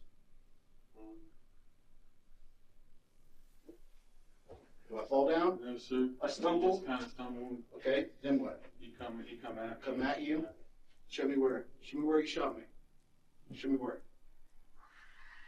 In the top of the head. Top of the head? Yes, sir. See right here, Chief? Possibly an exit wound. Okay, here's my problem. And my problem's with rudimentary laws of physics. Okay? He's coming at you, you shot him. Okay, but the bullet's going this way. So you had to be behind him.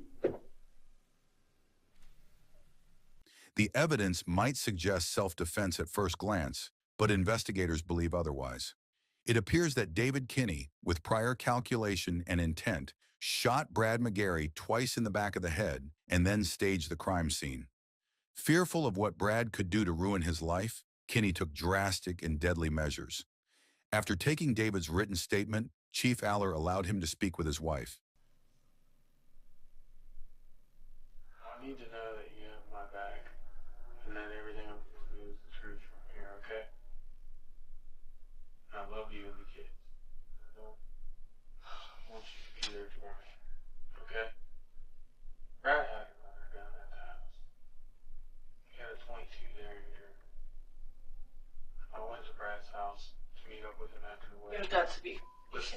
He flipped out on me. Listen to me. Please just let me talk, Sherry. Will you please let me talk?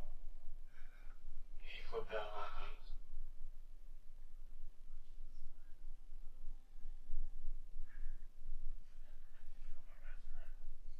You are not that person. That's not you. I know, that's what I told you. Oh my God, I got scared. I didn't know what to do.